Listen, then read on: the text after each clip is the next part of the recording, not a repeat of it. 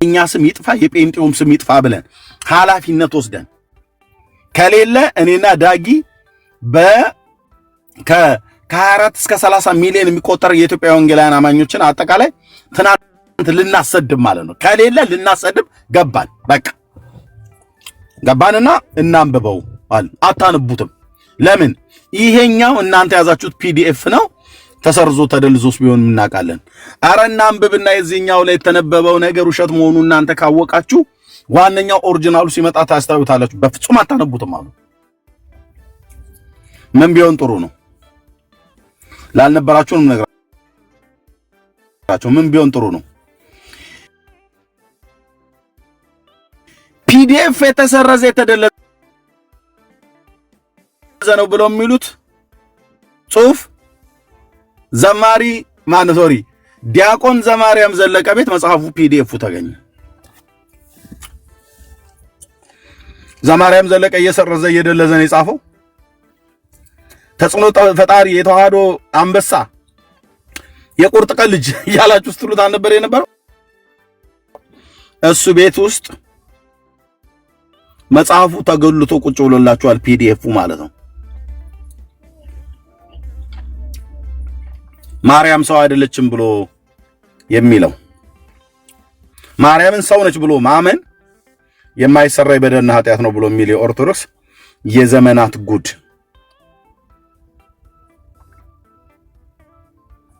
ስለዚህ እንዴት አያችሁ? አሁን በጣም ብዙ ኦርቶዶክሳውያን ታች እያያችሁ ነው፣ እየሰማችሁ ነው።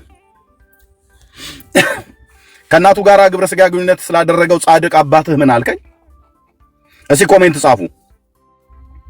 አመንዝራነቱ አንተ ላይ ይደርብህ አይደል? አንቺ ላይ ይደርብሽ አይደል? ከእናት ጋር የግብረ ሥጋ ግንኙነት እንድታረግ የዛ ሰውዬ የዛ አመንዝራ አለሌ ሰውዬ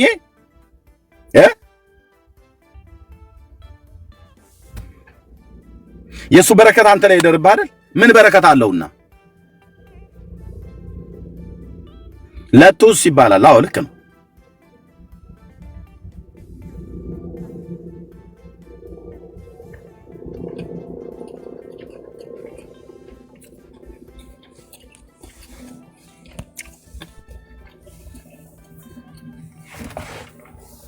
እንዲህ አይነት ይውላችሁ ሰማይ ምድር ማይሸከመው ጉድ ነው ያለው።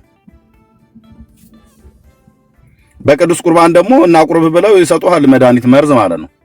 ከዛ ትሄዳለህ ማለት ነው። ምድሪቱም ትንሽ ታርፋለች። ኖረህም አልጠቀምክም ለኢትዮጵያ ብትሄድም አትጎዳም ተብሎ እንደሚባል ማለት ነው። አንዳንድ ጊዜ ቤተሰብ እንደዛ ይላል። እውነት እኮ ነው። አንዳንድ ትውልድ ምንም ኖሮም ለሀገርም ለቤተሰብም ለምንም የማይጠቅም ማለት ነው። ለእግዚአብሔርም አይጠቅምም፣ ለቤተሰብም አይጠቅምም፣ ለሀገርም አይጠቅምም፣ ምንም የማይፈይድ ማለት ነው። ተምሮ ሀገር አይጠቅም፣ ተምሮ አምላኩን እግዚአብሔርን አያገለግል፣ የፈጠረውን እግዚአብሔርን አያቅ፣ ለማወቅ አይፈልግ፣ አፒታይት የሌለው ስለ እግዚአብሔር አይደለም የሚከራከረው፣ ለእግዚአብሔር ብሎ አይደለም የሚከራከረው። ተምረህ እኮ ቢያንስ አንብበው ወይ ሰምተህ እኮ ትውልዱን ወደ እግዚአብሔር ሐሳብ ወደ ጽድቅ ጎዳና እኮ ብትመልስ አንተ እግዚአብሔር በሰማይ በምድር እኮ ይባርካል።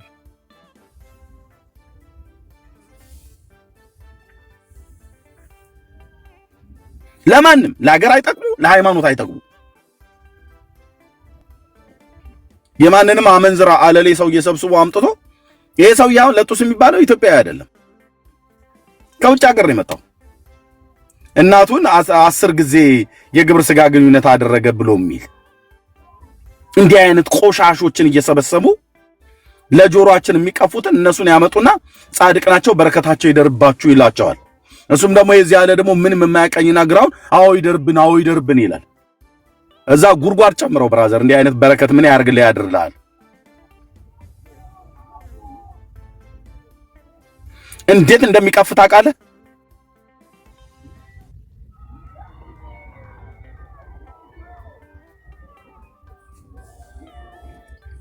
እና ልብ በሉና ስሙ ወንድሞች እና እህቶች፣ ኦኬ ልብ በሉና ስሙ።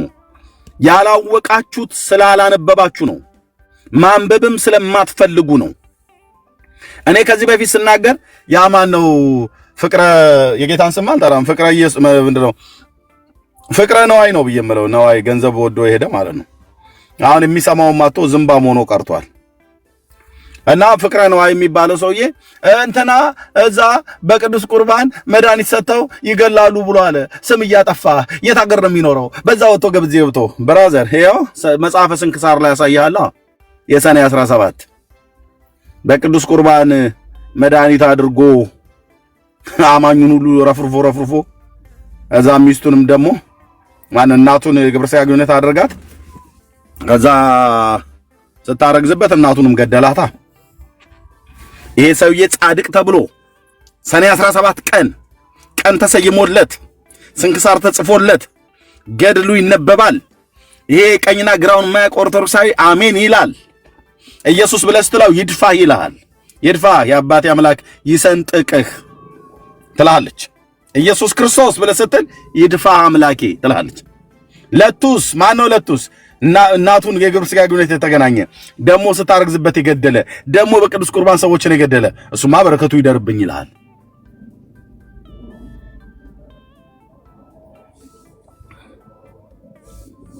ምረጡ ዘማዊና ጠማማ ትውልድ። ቃል በቃል የምናገረው ዘማዊና ጠማማ ትውልድ፣ ዘማዊና ጠማማ ትውልድን የሚባርክ ዘማዊና ጠማማ ትውልድን አሜን የሚል የሚያነግስ የሚያከብር በረከቱ ይደርብኝ ብሎ የሚለው ጻድቁን ጌታ ግን የሚገፋ ኢየሱስ ክርስቶስ ተብሎ ሲባል ደሙ ስሩ የሚገታተር ለቱስ ጣጡስ ተብሎ ሲባል ግን አሜን ከነግመሉ ጭምር እኔ ላይ ይደርብኝ ብሎ የሚል እንዲህ አይነት ጉን ያለው ወንድምነት ብርኬ ይቀጥሉ። ጸጋ ይብዛላችሁ። እሺ እርምዬ ምንድነው በቃ ያላችሁበት ቦታ እንድትመረምሩ ነው። አሁን እኛ ስንናገረው ውሸት ልትሉ ትችላላችሁ፣ ሊከብዳችሁ ይችላል ምናምን በቃ እየተናገርን ያለነው አንብቡ። አሁን ለምሳሌ አሁን ይህን ስናገር ውሸት ይላል። እስኪ ኦርቶዶክሳውያን ውሸት እያላችሁ ጻፉ። የሚያስቀድስ ታቦት ቤተ መቅደስ ውስጥ እየኖረ የሚያስቀድስ ዘንዶ አላችሁ። ለምሳሌ እናንተ ኦርቶዶክሳውያን እስኪ ውሸት በሉ እስኪ ኮሜንት ላይ። ቤተ መቅደስ ውስጥ ከቤተ መቅደስ የወጣ የሚያስቀድስ ከህዝቡ ጋር አብሮ የሚሰግድ ዘንዶ አላችሁ። እስኪ ውሸት ብላችሁ። ቅዱስ ቁርባኑንም ይበላዋል ወንድምነት ይሄ ዘንዶ እየገባ ይበላልና ቅዱስ ቁርባኑን ተረፈ መስዋዕት ይበላል ይላሉ። ተረፈ መስዋዕት የበላውን እባብማ በሉት እኮ እነሱ ራሳቸው ካህኖቹ። አጼ ዘርዓ ያዕቆብ ነው አይደል ንጉሱ የበላው እንደዛ አድርጎ እሱ እዛ ደብረ ብርሃን ነው በላው እባቡ ከተማ ላይ ማለት ነው። ተረፈ መስዋዕት ከበላው በኋላ በሉት። ናይስ ለብለብ አድርገው ገባ ወጣ ያለ ጥብስ የእባብ ጥብስ ማለት ነው። እሺ ጻፉልኝ ብላችኋል። ጎሄድ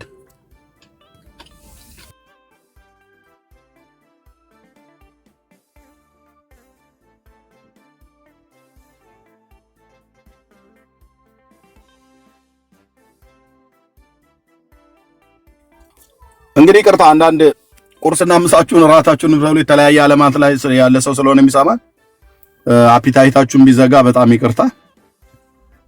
ከዘለላችሁትም ዝለሉት። ቁርሱንም ምሳውንም ራቱንም ከፈለጋችሁ ወይ ቁርስ ሰዓት ሲደርስ ወጣ በሉ። ምናልባት ምን ሰማውን እያያችሁ ወጣ ብላችሁ ቆይ ያው መስማት የለብንም ነብሩክና ነዳጊን ኤርሚያስን ምክንያቱም ያልሆነ ነገር ከመጽሐፍ ላይ ሊያነቡ ስለሚችሉ ብላችሁ ወጣ በላችሁ በልታችሁ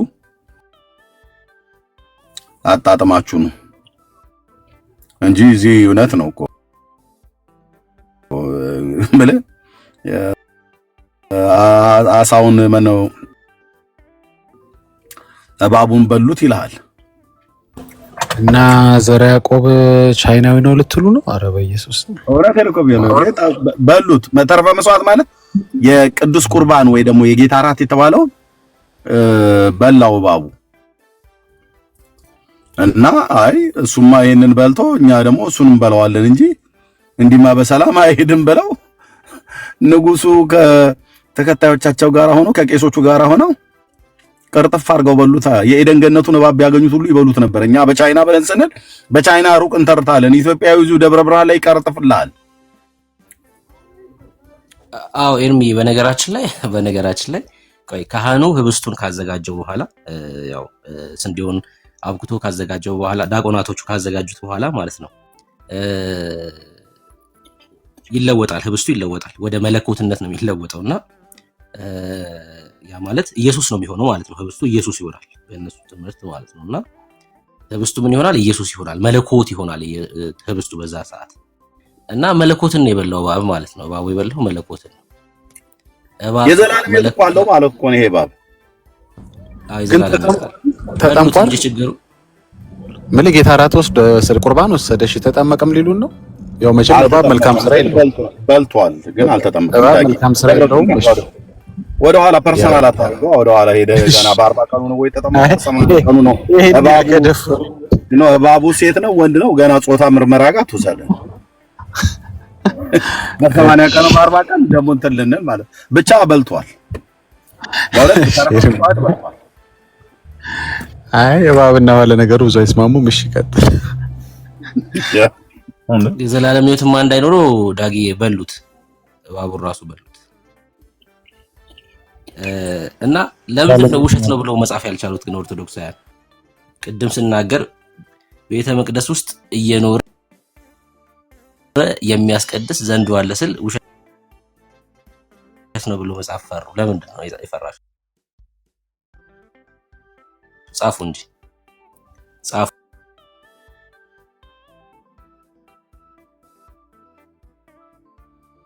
ውሸት ነው በሉ እስኪ። ውሸት ነው እንደዚህ የሚባል የለም በሉ እስኪ። የአብይ ጾም ህማማት ላይ በየዓመቱ የስቅለት ቀን ቁመቱ 60 ክንድ የሆነ ታላቅ ዘንዶ ከቤተ መቅደሱ ይወጣና ግብረ ህማማት ከሚነበብበት ከአትሮንሱ ስር ተጠምጥሞ ራሱን ቀና አድርጎ ከህዝቡ ጋር ሲሰግድ ውሎ ካህኑ ሲያሰናብት ማታ ተመልሶ ወደ ቤተ መቅደሱ ይገባል። እኒህ ከማህሌተ ጽጌ ደራሲ ከአባታችን ከአባ ጽጌ ድንግል ጋር በመንፈስ እየተጠራሩ መገናኘት ሲፈልጉ ከእሳቸው ገዳምና ከአባ ጽጌ ድንግል ገዳም መካከል ላይ ያለው የወለቃ ወንዝ እየሞላ ቢያስቸግራቸው ከፍቅራቸው ጽናትና ብዛት የተነሳ እንባቸውን አፍስሰው አልቅሰው አፈር አንስተው ቢረጩ የረጩት አፈር ድልድይ የሆነላቸው ከህፃንነታቸው ጀምሮ ከእናታችን ጋር የተለየ ቁርኝት ያላቸው አባታችን አባ ጊዮርጊስ ዘጋስጫ በሚከፋቸውም ሰዓት በሚደሰቱም ሰዓት ስነ ስዕሏ ላይ እየሄዱ እየተደፉ ይማጸኗት ያለቅሱ ደስ ይላቸው ነበር። ታዲያ አንድ ቀንም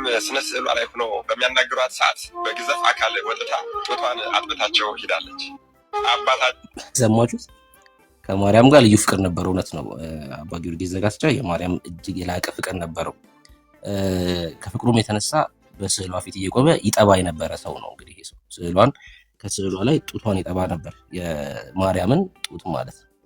በጣም የተለየ ፍቅር ነበረው ለማርያም። እንደውም አንዴ ምን ሆነ መሰላችሁ? ከፍቅሩ የተነሳ ዳግዬ ቆይቆይባቸውም ሲረጩት እኮ ድልድይ ሆነ ይላልና ጣሊያን ይሄን እሳቸውን ቢያውቃቸው ኖሮ ያሁን ላይ ለፋም ነበር። እሳቸውን እየጠራ ያስረጭ ነበር ልትለኝ ነው። ስንት ቦታ ይሄን ተራይቶ ድልድይ በድልድይ ሆነ ነበር። ቀጥል ብሩ።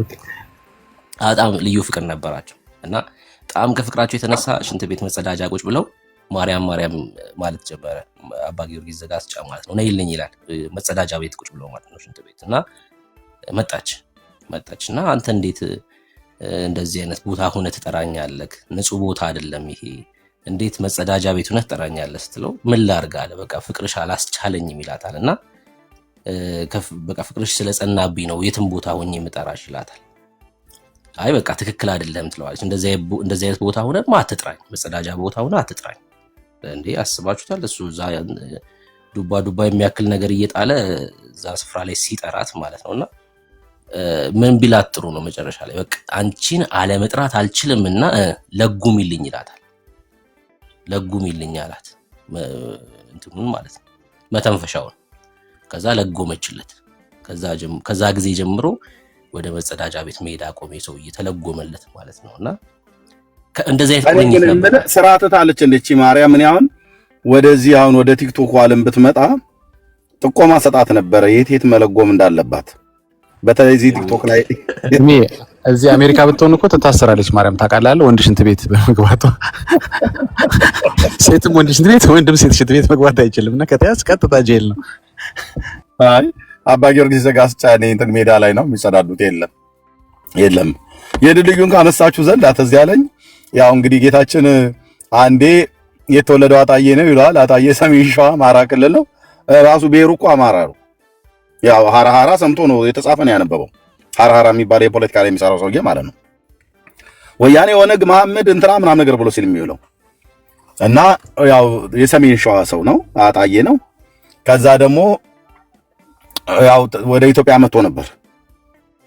ሲመጣ ጣና ላይ እግሩን የታጠበበት እግሩን አጠበችውና ማርያም። ከዛ ባህሩን በምን ይሻገሩት? የእግሩ ጣቢ ይላል። አሁን በቅርብ ያነበብኩት የእግሩ ጣቢው ያው እንግዲህ ሲታጠብ ቆሻሻ ነገር ይወጣል አይደል? የእግሩ ጣቢ ድልድይ ሆኖ ጣናን ተሻገሩት ይላል።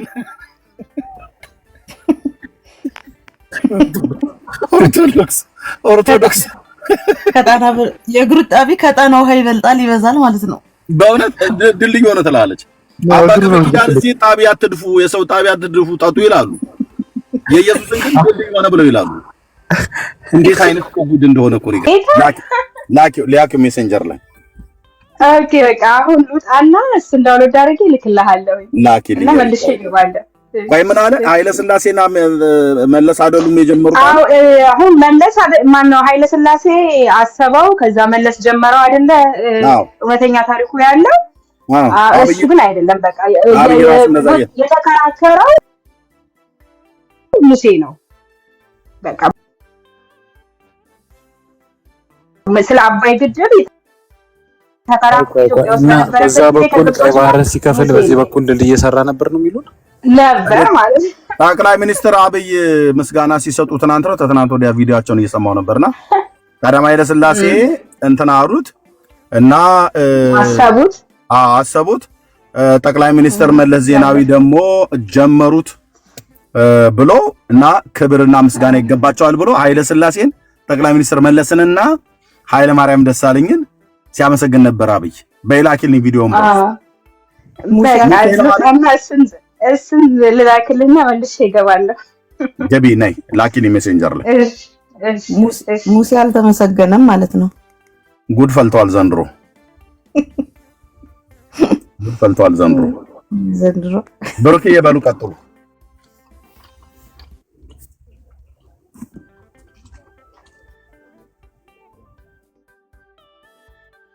የአባይ ውሃ ተገድቦ እንደነበር ታውቃለህ አይደል? ከዚህ በፊት በ12ኛው መቶ ክፍለ ዘመን እስትንፋሰ ክርስቶስ አይደል? ተገድቦ ማለት እንዳይሄድ ተከልክሎ ማለት ነው። ወደ ግብጽ እንዳይሄድ አቁሞት ነበር። የት ነበር? ገድለ እስትንፋሰ ክርስቶስ ላይ ነው። እስትንፋሰ ክርስቶስም መጽሐፈ ጤፉትም ላይ ሁለቱም ማለኝ ቤት መስቀሉን አንሰጥም በማለታቸው ግብጾች ውሃው ወደዛ እንዳይሄድ አቆሙባቸው እና በረሃብና በድርቅ ሊያልቁ ሲሉ መስቀሉን እንዲሰጥ ፈቀዱ ማለት ነው እና ውሃውን ለቀቁላቸው። እንዳይሄድ ተከልክሎ ነበር፣ ቆሞ ነበር። ወደ ጭራሹን ሙሉ ለሙሉ ወደ ግብጽ እንዳይሄድ አቁሞት ነበር እና ዳዊት ማለት ነው ንጉስ ዳዊት በ12ኛው መቶ ክፍለ ዘመን የነበረው እና አጼ ዘርዓ ያዕቆብ ማለት ነውና ማትለው የለም ኢትዮጵያ ኦርቶዶክስ በጣም አዝናኝ ናት። ቅድም ግን ያሰማሁት ቪዲዮ ላይ የሆነ ነገር በሉበት። ቅድምም ብያችኋለሁ የሚያስቀድስ ዘንዶ አለ ብዬ ነበር አይደል? ስሙት። ይኸው አባ ጊዮርጊስ ዘጋስጫ ወሎ ውስጥ የሚገኘው በአውሬና በዘንዶ የሚጠበቀው ገዳሙ ላይ ሁሌም የአብይ ጾም ህማማት ላይ በየዓመቱ የስቅለት ቀን ቁመቱ 60 ክንድ የሆነ ታላቅ ዘንዶ ከቤተ መቅደሱ ይወጣና ግብረ ህማማት ከሚነበብበት ከአትሮንሱ ስር ተጠምጥሞ ራሱን ቀና አድርጎ ከህዝቡ ጋር ሲሰግድ ውሎ ካህኑ ሲያሰናብት ማታ ተመልሶ ወደ ቤተ መቅደሱ ይገባል። ተመልከቱ እንግዲህ ህማማት ማለት አሁን ከሳምንት በኋላ ሰኞ ነው የሚጀምረው። የዛሬ ሳምንት ሰኞ የህማማት ሳምንት ነው የሚባለው። ሰው ማይሳሳምበት ማይጨባበጥበት ምናምን ሳምንት ማለት ነው። ታስታውሳላችሁ ኦርቶዶክስ የነበራችሁ ያ ሳምንት። በዛ ሳምንት ውስጥ 60 ክንድ የሆነ ዘንዶ ከቤተ መቅደስ ይወጣል። ከዛስ አብሮ ይሰግዳል ማለት ነው ከህዝቡ ጋር። አንገቱን ቀና አድርጎ ዘንዶ ሲሰግድ ማለት ነው። አንገቱን ቀና ያደርግና ከህዝቡ ጋር ዘንዶ ይሰግዳል። ከዛ ሲመሽ ወደ ቤተ መቅደሱ ይገባል። አሁን ይሄን እንግዲህ አሁንም አለ እንደ ይሄ ስብስብ ነው እንግዲህ እውነተኛው ቀጥተኛው ስንድዋ እኛ ነን ኑ ተመለሱ ቢሉ እንደዚህ አይነት ስፍራ ላይ ነው። እንደዚህ አይነት ስፍራ ላይ ነው ዘንዶ የሚያስቀድስበት ዘንዶ ቤተ መቅደስ ውስጥ ወደሚኖርበት ስፍራ ነው ኑ የሚሏችሁ። ከዛ ይመጣና ምን ችግር አለ ይላል። ምን ችግር አለ? ዘንዶስ ነፍስ አይደለ እንዴ ያለው? እነሱ አሁን ቀይተው ዘንዶም ይቀድሳሉ። ዘንዶም የዘላለም ሕይወት አለው ይሉናል። ቀጥታ ካልሆነ ቤተ መቅደስ ውስጥ ዘንዶ ምን ሊያደርግ? በየአመቱ እኮ ነው። በየአመቱ እየወጣ ምን ያደርጋል? አብሮ ይሰግዳል። ሲመሽ ተመልሶ ይገባል። አሁን ከሳምንት በኋላ ይወጣል። አሁንም ማለት ከሳምንት በኋላ ይወጣና አብሮ ያስቀድሳል። ቅድም ያልኩት ይሄ ነው። ኦኬ ፋሲካ ቀጥይ። አሁንም ነው ይሄ ወይስ የበፊት ታሪክ ነው? ይሄ አሁን ያልከው ዘንዶ ማስቀደስ ምናምን አሁንም አለ ነው ወይስ የበፊት የተጻፈ ነው?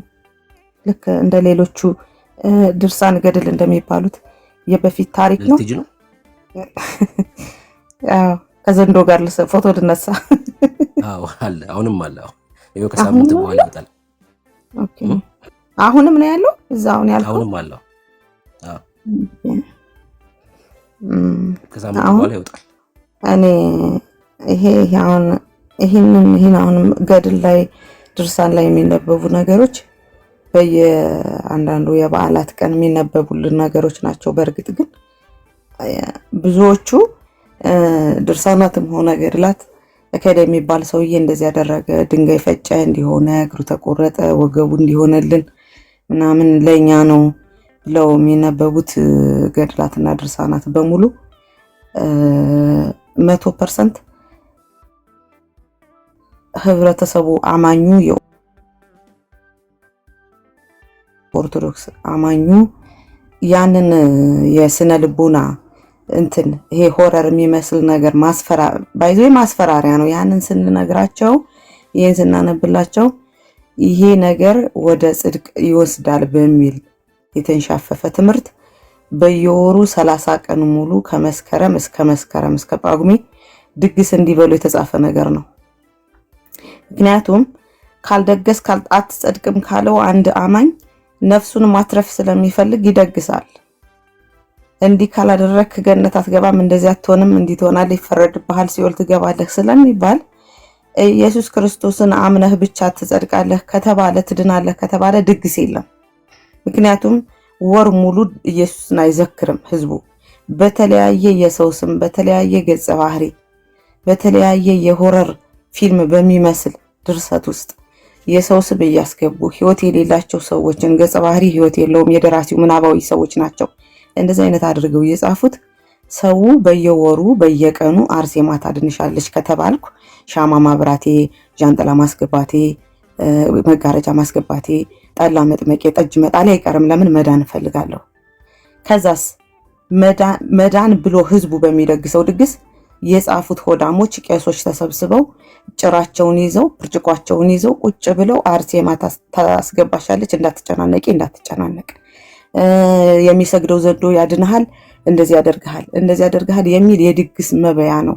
አሁን ላይ ቲክቶክ ላይ ከዛሬ 3 ዓመት ወደዚህ ያለው ወጣት እየሰማ እያነበበ እያመዛዘነ ድግስ ያጸድቃል አያጸድቅም፣ የትኛው ነው ሊያድነን የሚችል እያለ እየመረመረ መጥቷል። እግዚአብሔር ይመስገን። ምክንያቱም ድግስ የሚያድን ከሆነ የሚያድነን ያኛው መጽሐፍ ቅዱስ ላይ የተጻፈው ዋናው ኢየሱስ ክርስቶስ ስራው ምንድነው ታዲያ ይሄ እያለ ጥያቄ የሚፈጥር ወጣት መጥቷል። ጠላ ካዳነ፣ ጠጅ ካዳነ፣ ቢራ ካዳነ የንስሐ አባቶች ቤታችን ውስጥ መጥተው እኮ አርሴማን ዘክሪ ምናምን ዘክሪ እንደዚህ አድርጊ በዚህ ቀን ቅጠል እንዳትቆርጪ በዚህ ቀን ልብስ እንዳታጥቢ ከማለት ውጪ መጽሐፍ ቅዱስ ከፍተው ይሄ ወንጌል ብለው አንድም ቀን ለማንም ተናግረው አያውቁም። ከእናት ከአባቴ ቤት ጀምሮ ከኔም ቤት ጀምሮ ከማንም ይህንን አይናገሩም። ስለዚህ ይሄ ድርሳን ገድል ምናምን የሚባለው አሁን ላይ ከመጽሐፍ ቅዱስ ጋር ስናመዛዝነው እንጀራና ወጥ አቀናብሮ ለመብላት ብቻ ድግስ ለመብላት ብቻ የሞተ ሰው ተስካር ሲደረግለት ከሲኦል ይወጣል። እስከ ተስካሩ ቀን ሲኦል ነበረ። አመታት ሲደገስለት የሙት አመት በተቀበረበት ቀን ሲከበርለት ከሲኦል ይወጣል፣ ግን እስከዛ ቀን ሲኦል ነበረ የሚባል ተረት አሁን ላይ ወጣቱ ያሁኑ እየጠየቀ ነው። እግዚአብሔር ይመስገን። ይሄ የጠላና የጠጅ ወሬ ነው። ድርሳን እኔ ኦርቶዶክስ ነኝ። ለማንኛውም አይ ፋሲካ፣ እኔ ላንቺ ጥያቄ አለኝ።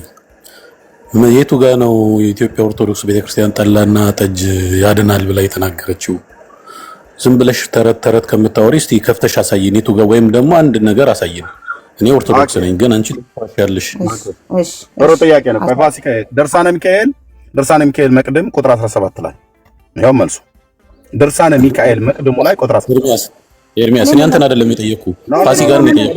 እሺ ቤት መጣ ነው የጠየኩ። ኤርሚያስ እኔ መልስለታለሁ። እሺ ኦርቶዶክስ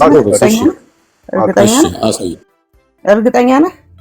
ኧረ እንዳንቺ ትግርኛ ዘፈን እየሰሙ አይደለም መዝሙር ነው እየሰሙ ያደግኩትኝ። እስቲ ንገሪኝ። በጣም ጥሩ። እንግዲያውስ እኔም ስለ ዘፈን አላወራሁም። አሁን በየወሩ የሚካኤል ዝክር እናንተ ቤት ወይም ካንተ ቤት የሚዘከረው ለምንድን ነው? ለበረከት። አንቺ ግን ለበረከት ነው። ለበረከት ዋሸህ። ኦርቶዶክስ አይደለህም ማለት ነው እንግዲያውስ። ምክንያቱም ሚካኤል ጠበቃ ነው። እኔ ኦርቶዶክስ አይደለሁም። ፋሲካ ቆይ አንተ ኦርቶዶክስ አይደለም ብለሽኛል። ሚካኤል በሰማይ ዋስጠበቃ ይሆንሃል አይሆንህም? ማስረጃ ልስጥሽ። ሚካኤል ዋስጠበቃ ይሆንሃል አይሆንህም?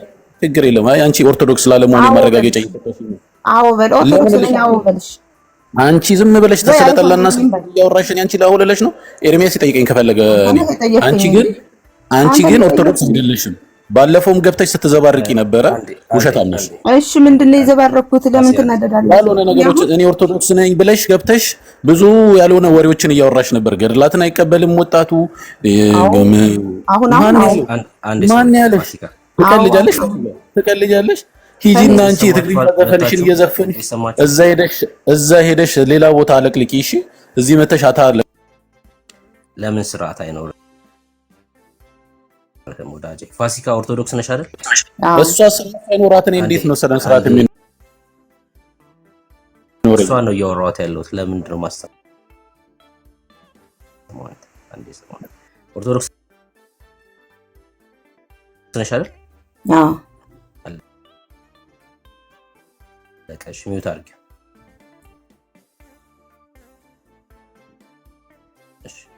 አንተ ስለጠየቃት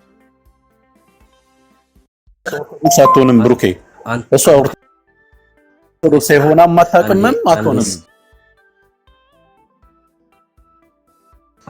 እንደዚህ አይነት እሳቤ ያለው ሰው ኦርቶዶክስ አይደለም። በሁለት ቢላ የሚጫወት ማለት ነው። በጣም ባለጌ ናት በእውነት። ባለፈውም ገብታ ስትዘባርቅ ሰምቻታለሁ። አሁንም እናንተም ደግሞ ይመቻቸዋል እንዲህ የሚዋሽ ሰው። እሺ ለማውራት ከሆነ የገባኸው ለምጠይቅ ጥያቄ መልስ ስጠኝ። ካልሆነ ግን በቃ እናስወርድሃለን። እኛ ያው አክብረን እያወራን ነው። ለምጠይቅ ጥያቄ መልስ አንድ ማህይም ይዘህ ገብተህ ዝም ብለህ ከምትዘባርቅ ሌላ ሰው ጋር አስገብተህ አውራሽ። እሷ ምንም ውረድ። አንተ መጣክና ኦርቶዶክስ ነኝ አልክ አይደል? አመንክ አይደል? እሷ ኦርቶዶክስ ነኝ ስትል በቃ አመናት። ገድልና ድርሳንን አትቀበልም። በቃ መብቷ እኮ ነው። ምንድን ነው የምትጮኸው ገብተህ? አንተ ደግሞ የእንስራው ጋን ጠላ የተጠመቀበት ድርሳነ መስቀል ላይ ነው የምነግራችሁ። የኢትዮጵያ ኦርቶዶክስ እንደዚህ ብላ ታስተምራለች። ጠላ የተጠመቀበት ጋን አለ አይደል? ቂጡን በምላሱ የጋኑን ማለት ነው የላሰ ሰው ይጸድቃል ብላ ታስተምራለች። የጠላ የተጠመቀበት ጠላው አለ አይደል? እሱን ቂጡን በምላሱ የላሰ ሰው አተላውን ማለት ነው አተላ የላሰ ይጸድቃል ትላለች የኢትዮጵያ ኦርቶዶክስ። ታዲያች ልጅ ምን አጠፋች? የተጻፈውን እኮ የተናገረችው። አተላ የላሰ ላሞች ናቸው እኮ እያሏችሁ እኮ ነው በተዘዋዋሪ። አተላ የላሰ ድርሳነ መስቀል ነው በነገራችሁ ያሉት። አተላውን የላሰ ይጸድቃል ትላለች ኢትዮጵያ ኦርቶዶክስ።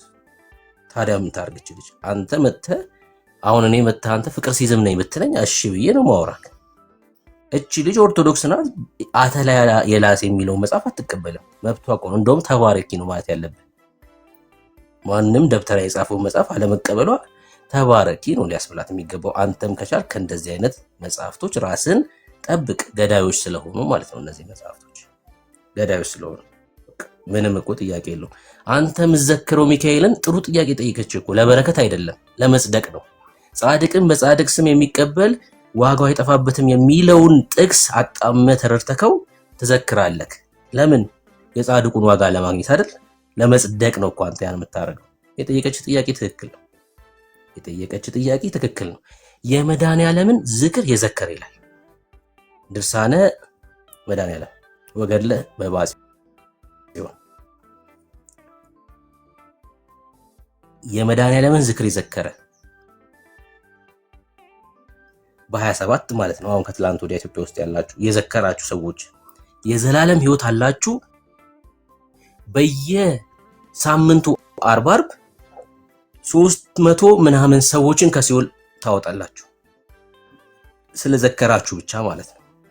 ታዲያ የተጻፈ ነገር እኮ ነው እያወራች ያለችው ልጅ።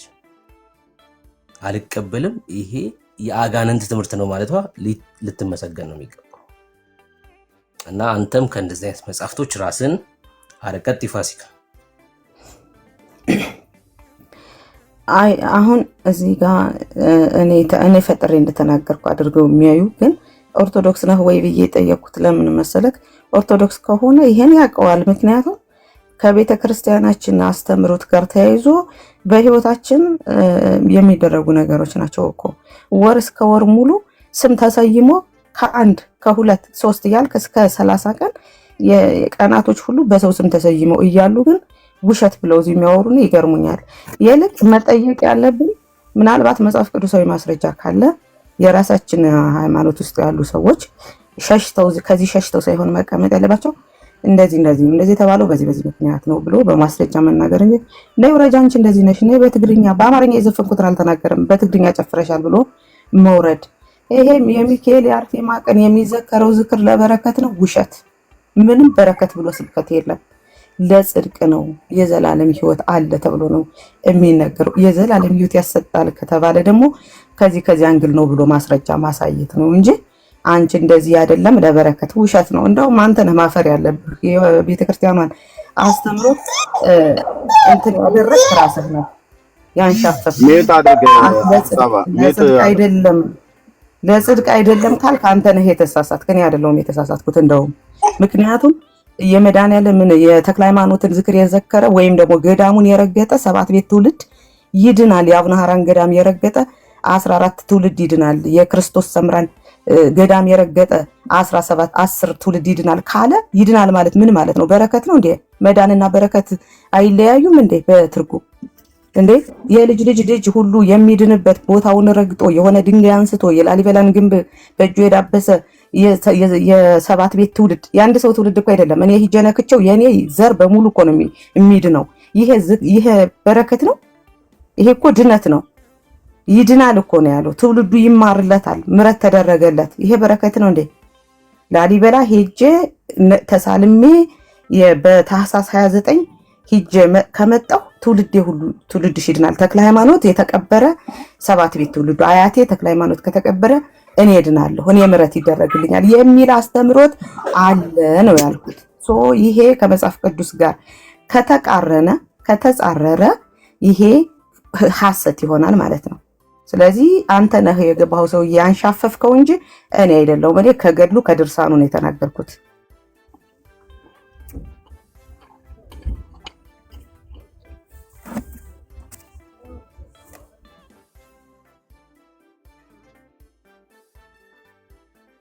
ኦኬ ብርቄ ቀጥሉ። እንግዳ ገብቷል። እሺ ተባረኪ ፋሲካ። በቃ ይሄን እውነት ይዘሽ ቀጥይ፣ እንዳትቀበያቸው። እነዚህ መጽሐፍቶች በጌታ ደም ላይ የሚቀልዱ መጽሐፍቶች ናቸው። የሚያክፋፉ የጌታን ደም የሚረጡ መጽሐፍቶች ናቸው። እንዳትቀበያቸው። በቃ ትክክል ነሽ፣ ኦርቶዶክስ ነሽ፣ መቀጠል ትችላለሽ። እዛ ያሉትን ደግሞ ቤተሰቦችሽን አስመልጭ። ከእንደዚህ አይነት ትምህርት እንዲያመልጡ እርጃቸው። ተባረኪ። እሺ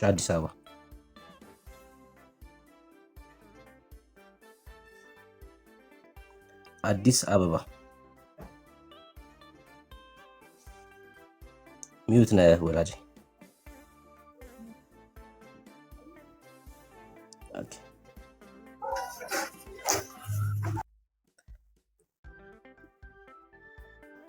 አዲስ አበባ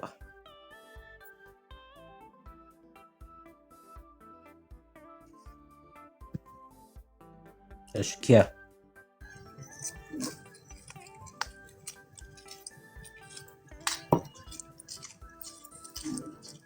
ይሰማል እህታችን?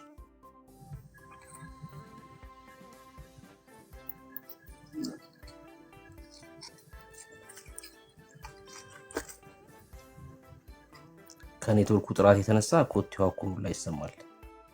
እሺ እየሰማሽን ነው? ያ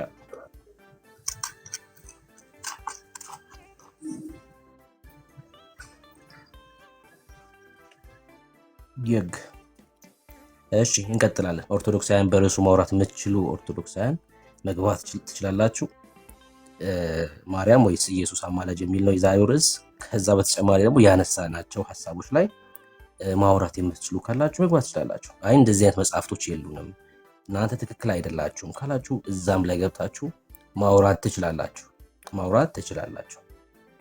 የተናገርነው በሙሉ መጽሐፍቶቻችሁ ላይ ያሉ ደግሞም ድርሳንና ገላት መጽሐፍ ቅዱስ እንደሆነ በእናንተ አፍ እናስመሰክራችኋለን። ለእናንተ መጽሐፍ ቅዱሳችሁ እንደሆነ ድምጽ አነሰ እንዴ? እሺ ለእናንተ መጽሐፍ ቅዱሳችሁ እንደሆነ በእናንተው አንደበት እናስመሰክራችኋለን። ገላትና ድርሳናትን እንዴት ሁለት አማራጭ ነው ያላችሁ። ገልና ድርሳን ተረት ነው ትለኛለህ፣ ካልሆነ መጽሐፍ ቅዱስ። ፋሲካ ልጠይቅሽ አንቺ። ይኸው ፋሲካ ልጠይቃት ላሳያችሁ። ልጠይቅሽ ፋሲካ፣ ድምጼ ይሰማሻል? መጽሐፍ ቅዱስ በእግዚአብሔር መንፈስ ነው የተጻፈው አይደል? መልካም። በእግዚአብሔር መንፈስ የተጻፈ ስለሆነ እራሱ መጽሐፍ ቅዱስ የእግዚአብሔር ሐሳብ ነው አይደል? መጽሐፍ ቅዱስ የሆነው በእግዚአብሔር መንፈስ በመጻፉ ነው ቅዱስ መጽሐፍ ብለን የምንጠራው። የሰዎች ሐሳብ የሰዎች የልብ ፍላጎት ምናምን ሳይሆን የራሱ የእግዚአብሔር ሐሳብ ለሰዎች የተላለፈ ነው መጽሐፍ ቅዱስ እንለዋለን። ገድላትና ድርሳናት በእግዚአብሔር መንፈስ የተጻፈ ነው ወይስ አይደለም? አይደለም። ለዛም እኮ ነው ከመጽሐፍ ቅዱስ መመዘኛው መጽሐፍ ቅዱስ ነው፣ የእግዚአብሔር ቃል ነውና መመዘን አለብን። አሁን ድርሳን ታነባለህ መጽሐፍ ቅዱስ ጋር ሪፈረንስ ማለት ነው ስታደርገው ቅዱስ ነው ቅድስት ናት። እንደው እንደ ምሳሌ ልንገርክ። ለምሳሌ ድንግል ማርያም ቅድስት ናት ብጽዕት ናት ተብሎ ነው በኦርቶዶክስ የምንማረውም ናትም።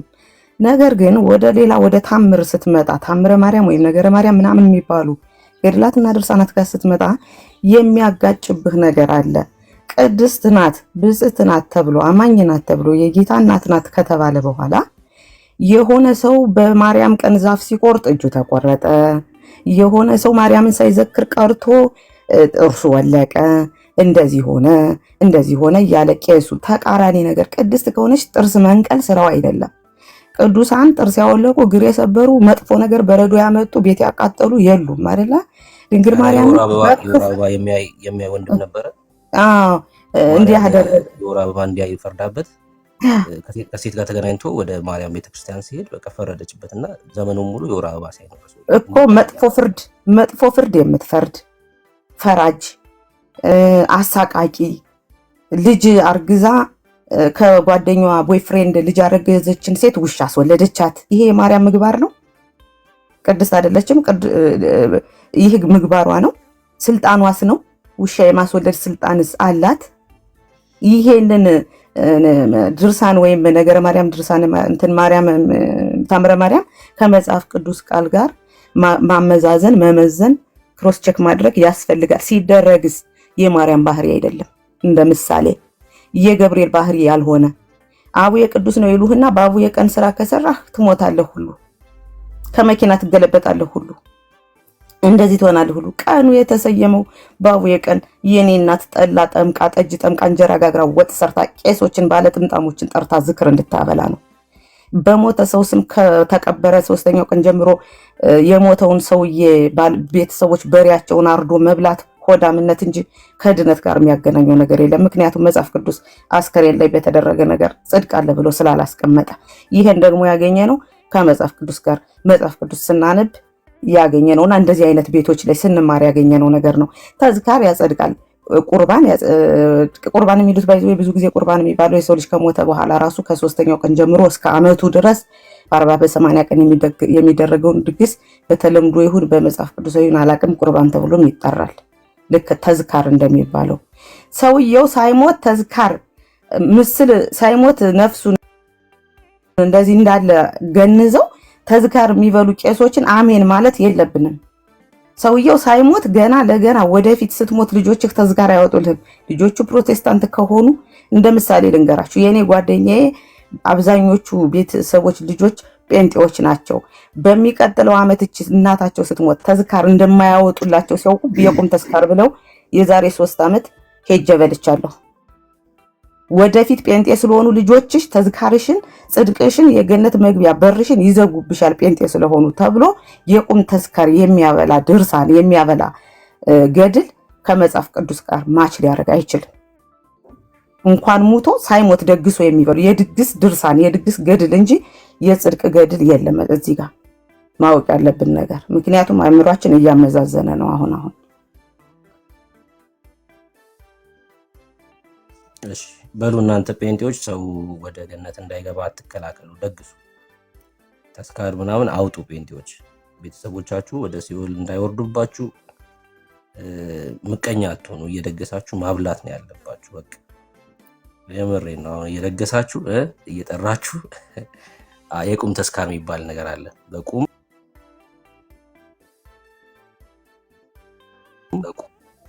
ከመሞታቸው በፊት ተስካራቸውን ያወጣሉ። አሁን ይሄ ሁሉ ላይ ዘላለም ሕይወት ለማግኘት ነው አይደል? የዘላለም ሕይወት ለማግኘት ሰው መዳኛው እኮ ጠፍቶበት እኮ ነው። ቁልፉ ጠፍቶበት እኮ ነው። ይሄንም የበረከት ይሉሃል ደግሞ እኮ ይሄንንም አሁን ለበረከት ነው ምናምን ሊሉን ነው። አዋይ በቃ ሰው በዚህ በተስካር የዘላለም ሕይወት አስባችሁታል? በዛ ሰውዬ ስም ደሃና ስላበላክ ከዛ ያ ሰውዬ እግዚአብሔር ምሕረት አድርጎለት ወደ ገነት ሊገባ ማለት ነው። ወዳጄ እናት አባትን የምትወድ ከሆነ አሁን ወንጌል ንገራቸው። የምትወዳቸው ከሆነ ምሳ ስትበላ ራት ስትበላ ንገራቸው ስለ ኢየሱስ። ወደ ሲኦል እንዳይወርዱ የምትወዷቸው ከሆነ አሁን ከጨለማ አስመልጧቸው። ከሞቱ በኋላ ተስካር አደረግ አላደረግ ሰብስበህ አበላክ የመቶ የበላው ሰውዬ አመስግኖ ነው የሚሄደው። ከዛ ውጭ ምንም ነገር የለም። ለዛውም ላያመሰግን አቃቂር ያወጣል። አሁን እንደዚህ ቀጭን ምስር ሰርቶ መጥቶ ጠርቶ አብልቶ ነው እንዴ ደግሞ አበላው ምናምን የሚለው ነው ይልህ የሚችለው የበላውም ሰውዬ ማለት ነው ወዳጅ። እና አሁን ንገራቸው። አሁን ቅዱሱን ወንጌል ንገራቸው። ቅዱሱን ወንጌል አሁን ንገራቸው። የሚያድነውን ወንጌል አሁን ንገራቸው። የምትወዳቸው ከሆነ አሁን መንገር ነው ያለብህ። አይ ብለው አሻፈረኝ ካሉ የእናት አባቴን የወረስኩትን እኛ ዘራፍ የሚሉ ከሆነ እነሱ በቃ የራሳቸውን መንገድ መርጠዋል ማለት ነው።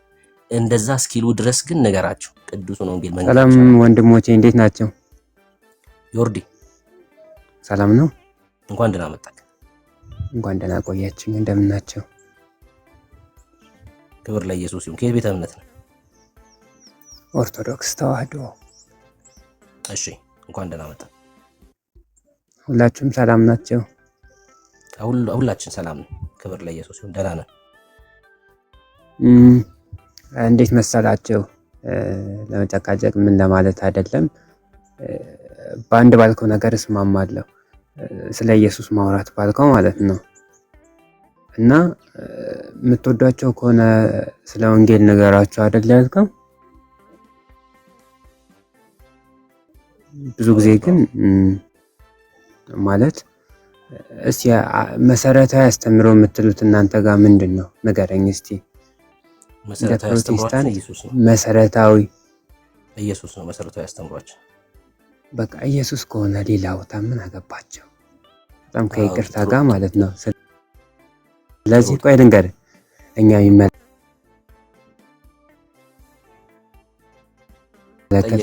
ወንጌል አሁን እኮ ወንጌል ስበክ ብለህ ይሄ ማርያምን አንስቶ እንደዚህ ማለት እንትን ማለት ወንጌል ሰበክ ማለት አይደለም አይደል? ስለ ኢየሱስ ማውራት ከሆነ ስለ ኢየሱስ ማውራት ነው እንጂ ሌላ ቦታ ለማሳቅ ነው የመጣው ሰው እንዲጠግቦ ምናምን እነሱ ነገሮች አይመለከቱም። በቃ ማለት ታርጌትን እንደዛ ከሆነ ማለት ነው። ብሩክ ተው ዝም በል፣ እኔ አወራዋለሁ። ብሩክ ሚውሳ ዮርድ የማርያም ቆይ ዝም በል። ድምፅህን ልስልስ አድርገህ መተህ አሁን ስናወራው ከነበረው ነገር ላይ ብታወራ ጥሩ ነበረ። ምክንያቱም አይደለም ችግር የለውም እንቀጥላለን። ችግር የለም። ቆይ ልንገርህ እና ታወራ። በስርዓት ነው እያወራ ያለሁት። እሺ አንዴ እንደሚዩት በማድረግ ተባበሪ። እሺ ዮርዲ አንዴ እንመልስልህና ወደ ሐሳቡ እንመለስ።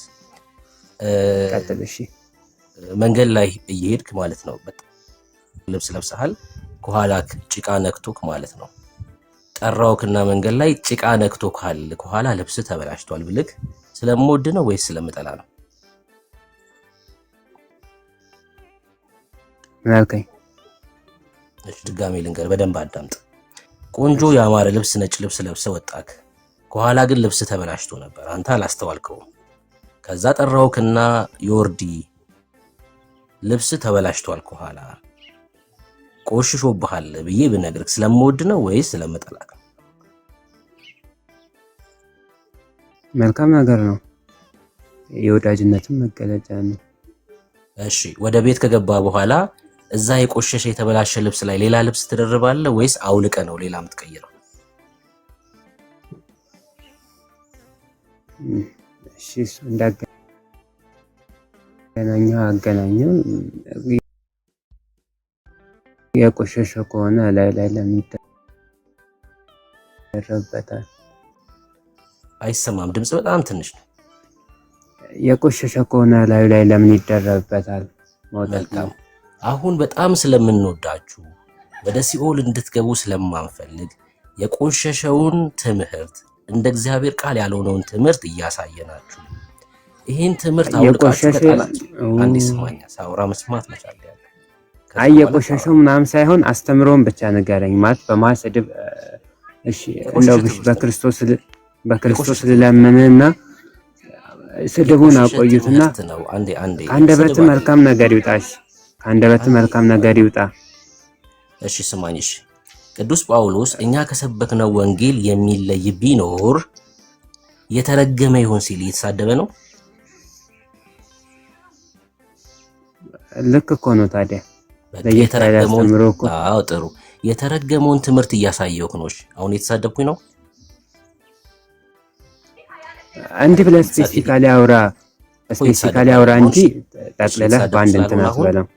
አንድ ዮርዲ ይሰማኝ። የተሳደብኩ ስለሆነ የተረገመ እያልኩ አወራለሁ። ጳውሎስ የተጠቀመው ቃል የቆሸሸ የሚለውን አልጠቀምም። ይህን የተረገመ ትምህርት አሳይቼክ፣ የተረገመ ትምህርት ማለት የክርስቶስን ደም የሚያክፋፋ እውነተኛውን ወንጌል የሚቃወም ማለት ነው። ይህን የተረገመ ትምህርት አሳይቼክ ትክክል እንዳልሆነ እንደ እግዚአብሔር ቃል ከተረዳክ በኋላ ምን ታደርጋለህ? አንተ ይህን የተረገመውን ትምህርት አውልቀህ ትጥልና እውነተኛውን ቅዱስን ወንጌል እንድትለብስ ነው እያረኩ ያለሁት። ለምን ስለ ትምህርቱ አታወራም? ለምን ደሞ አታዳምጠው? እያወራሁህ እኮ ነው። አሁን እስኪ አሁን የተናገርኩትን ደግመህ በለኝ። አይ የተረገመ እያልክ ከምዞር ዳይሬክት በቃሉ እናውራ ብዬ ነው ማውራት ካለብን ዳድ የተናገርኩትን በለው። እስኪ አሁን ያልኩትን በለው። ይሄን የተረገመ ትምህርት አውጥተህ ምናምን የሚል ነው አይደል? አዎ። እንዲህ ከምንሸፋፍ ነው እናውጣውና በትክክል ኦኬ። የተረገመውን ትምህርት ላሳይክ። ከይቅርታ ጋር ወንድም ስለ ሰው የፈለገውን ማምለክ ይችላል አይደል? እንደ ወጣት እየተነጋገረን ነው። ገባኝ። እነዚህ ስማ፣ የተረገመ ትምህርት ነው ስል የተረገመውን እያሳየሁህ ነው። አይ መብቴ ነው እሺ፣ ይሄን ቃል ተውና ማለት ነው። ስማ ወንድም፣ ክርክር እኮ አይደለም ልንነጋገር አይደል የገባ ነው።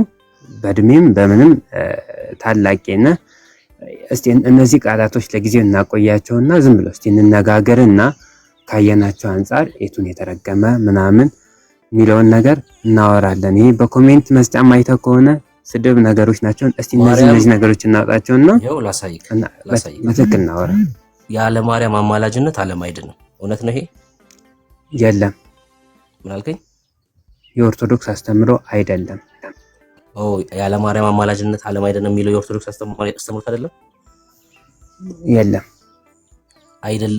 ነው። ምንድነው የለም ማለት ነው? ማለት ነው በኦርቶዶክስ እምነት ይሄ ተቀባይነት የለውም። እንዴ መሰለህ፣ ምናልባት አንዳንድ ሰው በግል አንዴ አዲስ አበባ ነው የምትኖረው? ሐዋሳ ነኝ። የት ነው የምትኖረው? ሐዋሳ። አዲስ አበባ የሚኖር ሰው ወይ ደግሞ እስኪ አሁን ቅድስተ ማርያም አካባቢ ያለ ሰው አለ? ቅድስተ ማርያም 5 ኪሎ ጋር ያለ ሰው አለ? ክርስቲያን ሆኖ 5 ኪሎ ጋር ያለ ሰው አለ? 5 ኪሎ አዲስ አበባ ልክ 5 ኪሎ ስትገቡ ማለት ነው በትልቁ ተለጥፎላችኋል። ምን ይላል መሰላችሁ?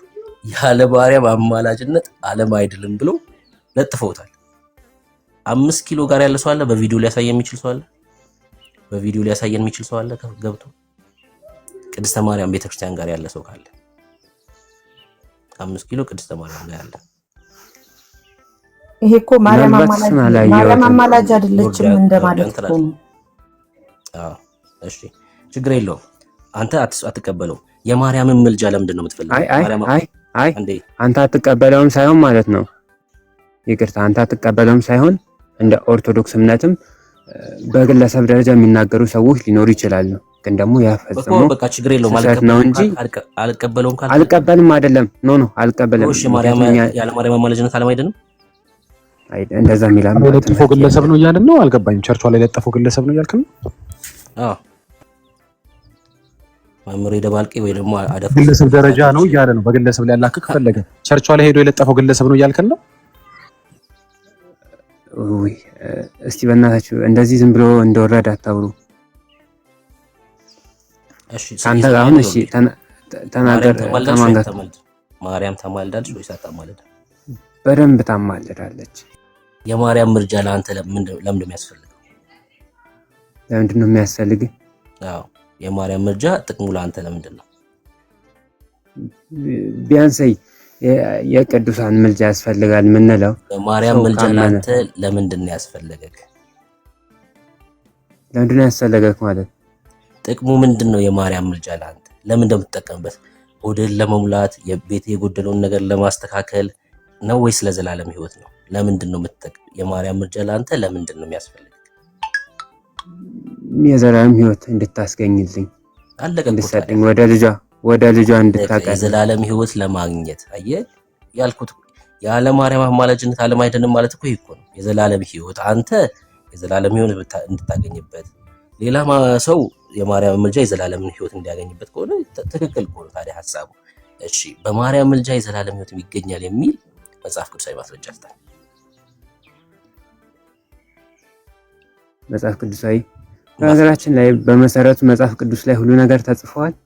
አዎ ሁሉ ነገር ተጽፏል። እርግጠኛ ነህ? አዎ ሁሉ ነገር ተጽፏል። አዎ እርግጠኛ ነኝ። እሺ እንደዛ ከሆነ ተከታታይ አሳይሃለሁ። ዘፍጥረት ላይ ልውሰድና አንዴ መልሳለሁ።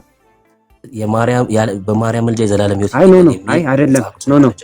ኖ አይደለም። ሁሉ ነገር ተጽፏል የሚለውን ነገር ላሳየህና በዚህ ነገር እንግባባና እንቀጥላለን። እሺ ሁሉ ነገር ተጽፏል። እሺ ሁሉ ነገር ተጽፏል አይደል? አዎ። እሺ የመጀመሪያው ሰው አዳምና ሔዋን አሉ።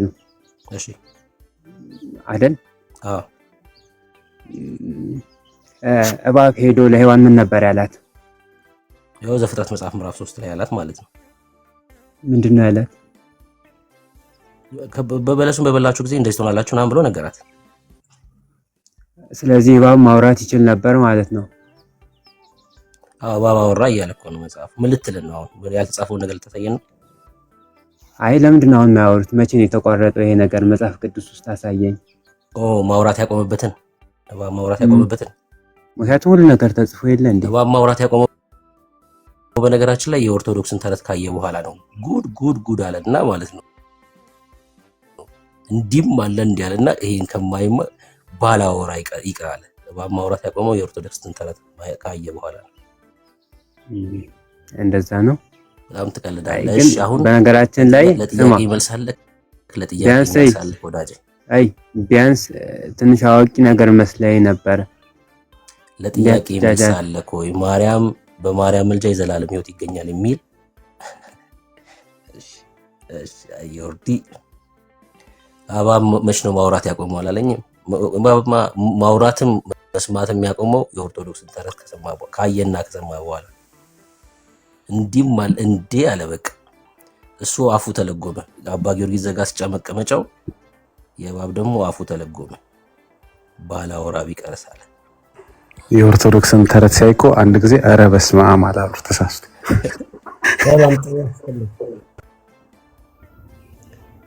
እኔ ላግዘው እችላለሁ።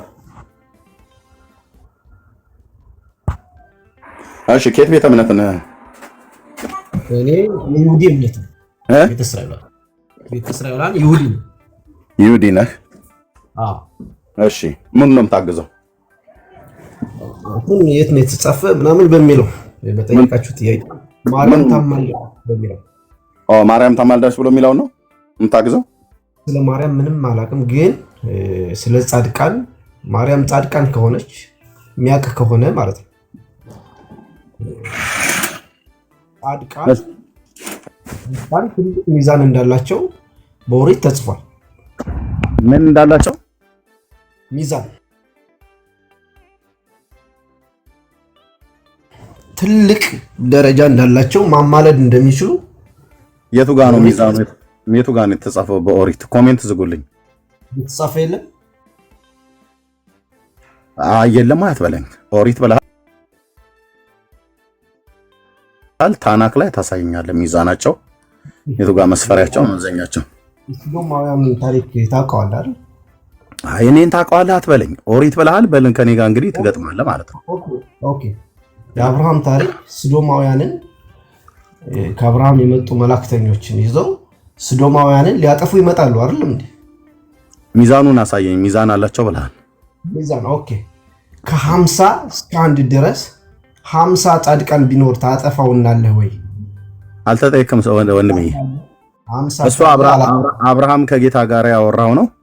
ኦኬ አብርሃም ጌታ አሁን የጻድቃኑ ሚዛን አሳየኝ። እዛ ላይ የሰዶማውያንን ታሪክ ሊነግረን እንደመስለ እዛ የተጻፈው እኛን በመደዳ ነው እንደምታወራው ወንድሜ። የጠየኩን መልስልኝ። ቅድም ያልከው ማለት ነው ጻድቃን ሚዛን አላቸው ልመልስለት ብለህ ነው የመጣኸው። ይሁዲ እምነት ተከታይ ነህ። ቆይ አድምጠኝ። ይሁዲ እምነት ተከታይ አድምጠኝ፣ እንደማመጣ ይሁዲ እምነት ተከታይ ነህ። ስለዚህ ታናክን ታውቃለህ ማለት ነው። ቶራ ክትቡና ነቢይን ታውቃለህ። ከነሱ ጠቅሰህ ጻድቃን ሚዛን አላቸው ብሎ የሚለውን አምጣው እንጂ ያ አባታችን አብርሃም ከጌታ ጋራ የተነጋገረበት ነው። 50 ጻድቃን 40 30 20 ምናምን ነገር እያለ አብርሃምን የመጨረሻው ቁጥር ድረስ እግዚአብሔር የሄደለት ነው። ምኑ ነው ሚዛኑ? እሺ ጻድቃን አልተገኘም፣ ሰዶማውያን ጠፏል። አንድ ጻድቃን ቢኖር ታጋይንታል የሰዶማውያን ኃጢአተኛ ይታደግ እንደነበር ታውቃለህ? አታውቅም? አልተናገረም እዛ ላይ እግዚአብሔር። ምንድነው ሚዛኑ? አሁን እዚህ ጋር ሚዛኑ ምንድነው? ጻድቃን ምን አይነት ሚዛን እንዳለው የሰዶማውያንን ኃጢአት አንድ ጻድቃን ቢኖር እዛ ውስጥ ወንድሜ ምን እንደምታወራው? የሰዶማውያን ኃጢአት ስለበዛ እግዚአብሔር ምድሪቱን አጠፋ። የጻድቃኑ ሚዛን አሳየኝ። ጻድቃን ሚዛን አላቸው ስትል ነበር እንዴ? አሁን እስኪ ከሰዶም ጻድቅ ታሳየኛለህ ማለት ነው። ከሰዶም የተረፈ ጻድቅ ታሳየኛለህ። ሎጥ ሰዶማዊ አይደለም፣ በዛ በሰዶም ይኖር የነበረ የአብርሃም የወንድሙ ልጅ ነው። እንግዲህ ታናክን አውቃለሁ ብለህ እስከገባ ድረስ ስታወራ ከኔ ጋር በመረጃ አውራ። ይሁዲ እምነት ተከታይ ነህ። ቶራን የምታውቅ ከሆነ አውራ። ኦሪቱ ይላል ብለኸኛል። የቱ ጋር ነው ብሎ የሚለው? አሁን የምታወራው ሌላ። ፍየል ወደዚህ ቅዝምዝም ወደዚያ ማለት ነው። ለርዳ ብለህ ገብተህ አንተ ኦርቶዶክሱን አንተ እርዳታ የሚያስፈልገው ሆነ። ለምታወራው ነገር በመጀመሪያ ለምታወራው ነገር የሚመጥንን ጥቅስ ነው መጥቀስ ያለበት። እዚህ ህዝብ ነው የሚሰማው። ከጠቀስክ አይቀር ጥቀስ። ማናችሁ ምኑ ብሉይ ኪዳን ላይ የምታወሩ ሰዎች ካላችሁ ነው የትኛውም ክፍል የትኛውም መንባብ ላይ ችግር የለብንም እሱ ላይ ማለት ነው። ለጉራ አይደለም የምናወራው። ግን ጻድቃን ሚዛን አላቸው ብለህ ስትል ምንድነው እዛ ጋር ማመንን የመዘነው? ምንድነው የተመዘነው? ምንድነው እያወራህ ያለው ወንድማችን በመጀመሪያ ማለት ነው። እና ለምታወራው ነገር የሚመጥን የመጽሐፍ ቅዱስ ክፍልን አንሳ። ካነሳ አሁን ያነሳው ክፍል አባታችን አብርሃም ከጌታ ጋር የተነጋገረበትና ሰዶምና የገሞራን ከተሞች ማለት ነው። እሺ ታናክን አውቃለሁ ብለኸኛል። እስኪ እኔ አንድ ጥያቄ ልጠይቅና ከዛ ትቀጥላለህ። ኮሜንት እንደዛው እንደተዘጋ ይቀመጥ፣ ማንም ሰው እንዳይከፍት። ስንት ከተሞች ናቸው የጠፉት ወንድማችን? ማይክን ክፈታውና አውራ።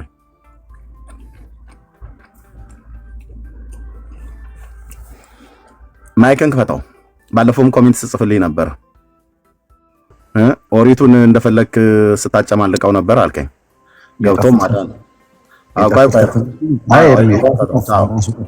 እሺ ስንት ከተሞች ናቸው የጠፉት ወንድማችን? ከተማውን እኔ አጠይቀኝ። ስለዚህ አላውቅም። አጠይቀኝ። ለምሮ ማለት ስንት ከተሞች ናቸው በቁጥር ኦሪት ወይ ደግሞ ታናክ አድምጥ። ስለ ከተማው መጥፋት አለመጥፋት ስንት ከተሞች ጠፉ ይላል። ስንት ከተሞች ጠፉ ይላል። ቆይ ስለጠፉት ከተሞች ቁጥር አድምጠኝ። ስለጠፉት ከተሞች ቁጥር እንደማመጣው እንደምን ስለጠፉት ከተሞች ቁጥር ታናክ ግን ይናገራል አይናገርም? የከተሞችን ቁጥር ኦሪቱ ይናገራል? ብትጠይቀኝ እኔ የገባሁበት ነጥብ ሌላ ስለሆነ ያስረዳውን ካልተረዳ ለምንድን ነው ታዲያ ሰዶምና ገሞራን የምታወራው? ሰዶምና ገሞራ ሲጠፉ ስንት ከተሞች ናቸው የጠፉት? ኦሪቱ አይናገርም ወይ? ታናክ አይናገርም ወይ ነው ያልኩት። ጠይቀኛል። ያ ለኔ ትርጉም የለውም ብትጠይቀኝ። እሺ አሁን የምታወራው ለኔ አሁን አንተ ትርጉም የለውም ብያለለም። አሁን አንተ የምታወራው ኦሪት እግዚአብሔር ምን ለማስተማር እንደፈለገ ከዛ ላይ ያስቀመጠውን ትክክለኛ ነጥብ ነው የነገርኩ። ምኑን ነው የምታስቀምጠው? እኔ 50 እስከ 1 የወረደው ያ አልተጠየቅም። እሱ አልተጠየቅም። አንተን አድምጠኝ። ማን ነው? እሺ ነው ስምህ? ያን ታሪክ ለአንተ ለመንገር ስለፈለገ ነው። ስምህ ነው ወይስ ምን ብዬ ልጥራው ስምህን? እሱን ተው፣ ዝም ብለህ ሽን ለጥራኝ። አድምጠኝ። ታናክን ከፈለክ ዝም ብለህ እኔ ጋር መተህ 50 ብሏል ጌታ፣ 40 ብሏል ጌታ፣ 30 ብሏል ጌታ ብለህ የምትለውን ተው። እሺ አድምጠን። እሺ ቆይ ላውራ። አድምጠን ወንድምዬ። እሺ በቀንነት ነው የማወራህ። ላውራ እርግጠኛ ሆኜ ስነግርህ እንድታውቅ አድምጠኝ። እርግጠኛ ሆኜ ስነግርህ ታናክን አንተ አታስተምረኝም ብራዘር፣ እኔ ላስተምር እችላለሁ። እማናቀውን ቃል አይደለም መተህ የምትነግረን። እሺ አሁን ራሱ ቃሉን መጽሐፉን ካላስክ በስተቀር ታሪኩን እንኳን በሚገባ ደግመህ ተናገር ብዬ ብልህ ስንት ከተሞች እንኳን እንደጠፉ አታውቅም። ታናኩ ግን ስንት ከተሞች እንደጠፉ ይናገራል።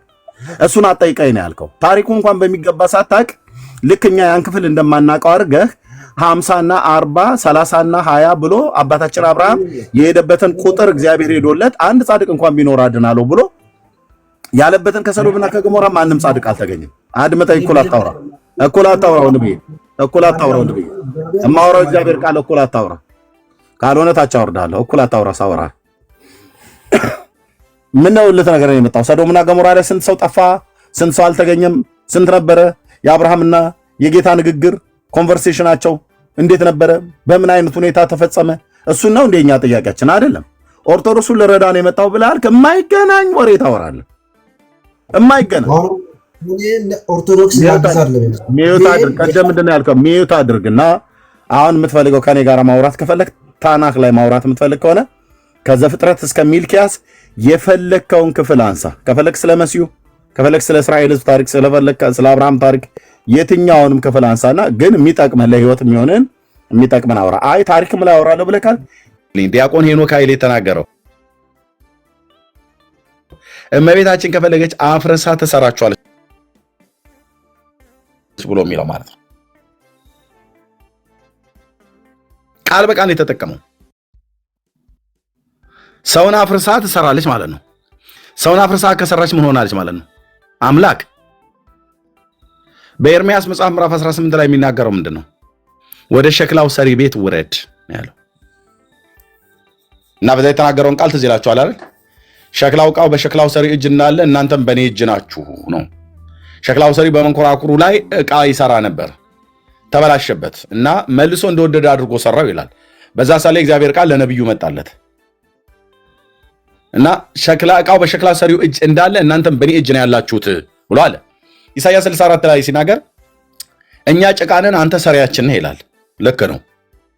ሰዎች እኛ ጭቃንን አፈር ነን፣ ከአፈር ነው የተሰራ ነው። ኤርምያስን አፍርሶ በዛው መተው ይችላል፣ አፍርሶትም መልሶ መስራት ይችላል። ኦኬ። በነፍሳችን በመንፈሳችን በስጋችንም ላይ ስልጣን ያለው ብቸኛ ባለስልጣን እግዚአብሔር ብቻ ነው። ምን እያለ ነው አሁን? ይሄ ሰውዬ እንግዲህ ይታይ፣ ይሄ ሰውዬ ሰውነቱ ተቆራርጦ ሊገሉት ነው፣ ኦሬዲ ሊቀብሩት ይዘውት እየሄዱ ነው። ሞተዋል ማለት ነው። ምን አለ ታዲያ? ለሙታን ህይወትን ሰጠችዋ ማርያም። ታዲያ ከማኩል ሆነች። አብ ራሱ ለሚወዳቸው ህይወት እንደሚሰጥ ወልድም ለሚወዳቸው ህይወትን ይሰጣል ይላል። ማርያም ስለምትወደው ህይወት አልሰጠችውም። ስለዚህ የሥላሴ ሶስተኛ አካል አልሆነችም፣ ሆነች ማለት ነው። ለዚህ ነው ኦርቶዶክሳውያን ማርያምን ያመልኳታል ብለን የምንለው። እንደዚሁም ልጅን ለመን አይደል ያ ሰውዬ $200,000 ምናምን ነገር እና ልጅን ሰጠችው ይላል። እመቤቴ ልጅን ሰጠችው ነው የሚለው መዝሙር 127 ቁጥር 3 እንደዛ ነው የሚለው። ልጆች የእግዚአብሔር ስጦታ ናቸው ነው የሚለው። የትኛውም መልአክ ልጅ ሰጥቶ አያውቅም። የትኛውም ነብይ ልጅ ሰጥቶ አያውቅም። የትኛውም ጻድቅ አባት ልጅ ሰጥቶ አያውቅም። ልጅ ይሰጣሉ ብለው የሚያካብዱ የኦርቶዶክስ ሰባኪያን ውሸታቸውን ነው ወንድሞች እናቶች። ያዕቆብ ለራሔል እንኳን ልጅ አልሰጣትም። እሺ ጻድቅ ሰው ስላልነበረ ነው ነበር። ሲጠራ እንኳን የአብርሃም ይስሐቅ የያዕቆብ አምላክ ነው የሚባለው እና እሱ ግን ልጅ እንዲሰጣት እሷም አይ ቲንክ ተበሳጭታበት ይመስለኛል ያለቀሰችው ራሔል። እህቷ ሊያ እንግዲህ ወንዱን ስትወልድ እሷ ግን አልወለደችም ነበር እና ያዕቆብ ምን አላት? እኔ በእግዚአብሔር ፈንታ ነኝ ለአንቺ ልጅ የምሰጥሽ አላት። ምን ማለት ነው? ያዕቆብ አባታችን ምን እያለ ነው? እኔ ልጅ የመስጠት ስልጣኑ ምኑም የለኝም አላት። አልችልም ነው። እውነት እኮ ነው። የፈለገ ተቀባ ከነዚህ አባቶች አትበልጥም። እና እንዲህ አይነት ድፍረት አሁን የሰማነው ቪዲዮ በደንብ ነው የምንሄድበት። በተለይ ደግሞ የእንትና አንፈልጉት ማለት ነው የሄኖክ ኃይሌን አፍርሳ ትሰራናለች ብለው የሚሉት ማለት ነው። እንዴ መብት የላትም ወንድምዬ። እሺ እኔ ጌታን በስጋ ወለደች ማለት እንደው ሁሉን ነገር በቤተሰብ ተደራጅተው እሱ ሲደክመው እሷ እያረፈች ነው የሚሰሩት አይነት ነገር እኮ አደረጋችሁት። ባለስልጣን በፍጥረቱ ላይ እግዚአብሔር ብቻ ነው። እግዚአብሔር ብቻ ነው ባለስልጣኑ። እሺ እግዚአብሔር ብቻ ነው ባለስልጣኑ። ልክ እንትን በአክሲዮን ተደራጅተው የሚሰሩ አይነት አስመሰሉት።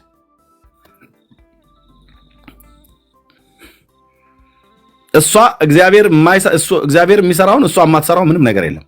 ሁሉም ትሰራለች፣ ሁሉንም ትችላለች። እሱ ሁሉም ቻይ ነው፣ እሷም ሁሉም ቻይ ናት። እሱ በሁሉ ቦታ ይገኛል፣ እሷም በሁሉ ቦታ ትገኛለች። እሱ ሁሉ ማድረግ ይችላል፣ እሷም ሁሉ ማድረግ ትችላለች። እሱ ልጅ ይሰጣል፣ እሷም ልጅ መስጠት ትችላለች። እሱ ቤዛ ነው፣ እሷም ቤዛ ናት። እሷ መፈወስ ትችላለች፣ እሱ መፈወስ ይችላል፣ እሷ መፈወስ ትችላለች። እሱ አፍርሶ መስራት ይችላል፣ እሷም አፍርሳ መስራት ትችላለች። ሁሉንም ማለት ነው። ይሄ ጤነኛ መንፈስ አይደለም። እኔ ሰብሰብ አድርጌ የምነግራችሁ በጣም ደክሞኛል፣ አሁን ልተኛ ነው። ቀንም በጣም እየለመናችሁ ነበረ። ከዚህ ሁሉ አዙሪት ሽክርክሪት ውስጥ እንድትወጡ የምትፈልጉ ሰዎች አላችሁ። ከቤተሰቦቻችሁ ጋር ቁጭ በሉና ተመካከሩ። ከዘላለም ጥፋት መዳኛው መንገድ አንድና አንድ ነው። እሱም የእግዚአብሔር ልጅ ኢየሱስ ክርስቶስን በማመን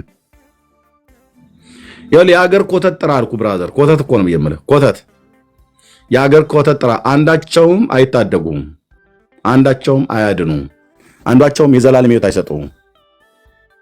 ጌታ ኢየሱስ ክርስቶስ ብቻ ለሰው ልጆች በደልና ኃጢአት የሞተ እሱ ነው። ሰማያትና ምድር በውስጡ ያሉትን ፍጥረታት ካለመኖር ወደ መኖር ያመጣም እሱ ነው።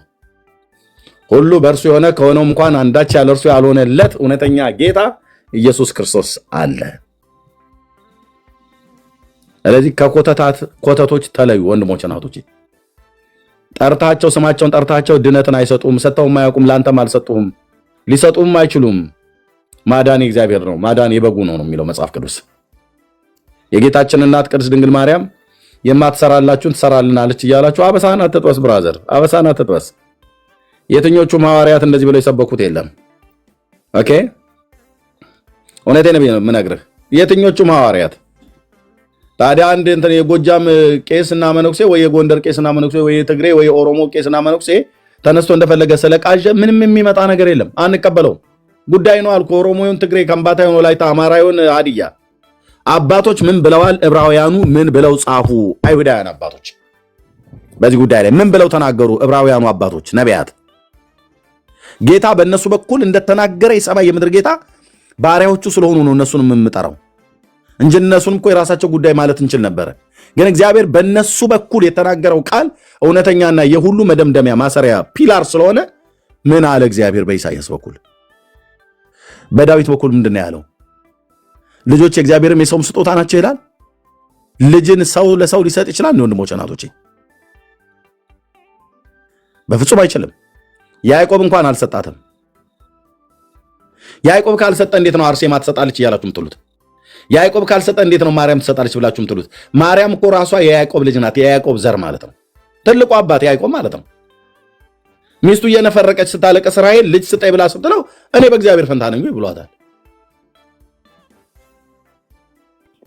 ለሐናም ልጅ የሰጣት ለሐናም ልጅ የሰጣት እግዚአብሔር እንጂ አባት ማለት ባሏ ህልቃና አይደለም። ለሐናም እንኳን ልጅ የሰጣት እግዚአብሔር ነው። ለእናቶች ልጅ የሰጣቸው ለእያንዳንዱ መካን እናቶችን አሰልፌ ልንገርህ። ሳራ መካን ነበረች፣ እግዚአብሔር ነው ልጅ የሰጣት። ርብቃ የይስሐቅ ሚስት መካን ነበረች፣ የያዕቆብና የኤሳው እናት፣ እግዚአብሔር ነው ልጅ የሰጣት። እሺ ራሔል መካን ነበረች፣ የያዕቆብ ሚስት፣ እግዚአብሔር ነው ልጅ የሰጣት። ቢንያምና ዮሴፍን ማለት ነው። ሐና መካን ነበረች፣ ሳሙኤልን የሰጣት። ኤልሳቤጥ መካን ነበረች፣ ጌታ ነው ልጅ የሰጣት፣ ዮሐንስን።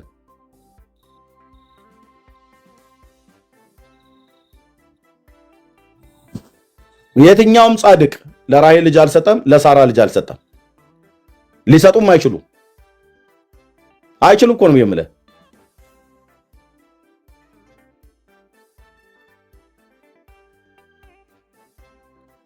ሳራ ልጅ ካልሰጠች ማርያም ልጅ ሰጠች ይላል እንዴ? የደብተራ ቅርሻት ትምህርት እያመጣ እኛ ላይ የሚተፉብን።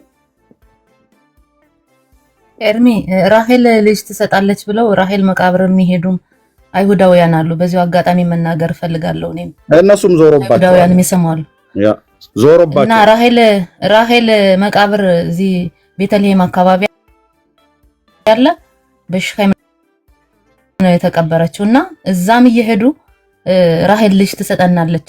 ራሔል እንዴት ዮሴፍንና ቢንያምን እንደወለደች ሁላችን እናውቃለን። መጽሐፍ ቅዱስ በስንት ጭንቅ እንደወለደች እና በዚሁ አጋጣሚ ኦርቶዶክሳውያን ይኸው ሰምታችኋል ይህንን ጉድ። አይሁዳውያን ደግሞ ብዙዎቻችሁ አላችሁ የምትሰሙ፣ ከዚህ ትምህርታችሁ ተመለሱ። ልጅን የሚሰጥ እግዚአብሔር ብቻ ነው። መቃብር ለመቃብር እየዞራችሁ ሻማ እያበራችሁ እዛ ቤት ጧፍ ነው የሚበራ ሻማ ነው የሚበራ፣ እዚህ ቤት ደግሞ የአገር ሻማ ነው በቃ የሚገዛው ሻማ እንዳይመስል ልክ እንደ ቁርባን ነው የሚያደርጉት። እዛ እየወሰዱ እሳት ውስጥ ነው የሚጨመር። እኔ አይቼዋለሁ። አባባ ሳሊ የሚባሉ ምዕራብ አሉ። እዛ ሂጄ ራሔልም ጋር ሂጄ አይቻለሁ። በየጊዜው ሻማ ነው የሚበራ። ልጅ ስጭን ራሔል ልጅ አትሰጥም፣ እግዚአብሔር ብቻ ነው የሚሰጥ። ራሔል እኮ እንዴት እንደሞተች እናውቃለን። እንዴት የአባቷን ጣዖት በልብሷ ስር ደብቃ እንዴት እንደሞተች እናውቃለን። እንዴት እርግማን እንደገደላት እና ተመለሱ ከዚህ ትምህርታችሁ በየጊዜው እየሄዳችሁ። አሁን ደግሞ በስልክ ይልኩልናል። ራሔል መርዳት የምትፈልጉ ምን ልታደርግልኝ ነው መረዳ? ለቀብረ ራሔል ልጅ የምትፈልጉ አይ ስራ አታርጊ፣ እኔ ልጆች አሉኝ። ልጅን ደግሞ የሚሰጥ እግዚአብሔር ነው እና በዚህ የሚበሉ አሉ። እኛም ቤት ጉድ አለ። በየመቃብሩ እየዞሩ በየመቃብሩ የሚያለቅሱ በራባዮች መቃብር የሚያለቅሱ ከዚህ ስርዓታችሁ ተመለሱ። ወደ እግዚአብሔር ወደ እውነተኛው የሐዌ መንገድ ተመለሱ።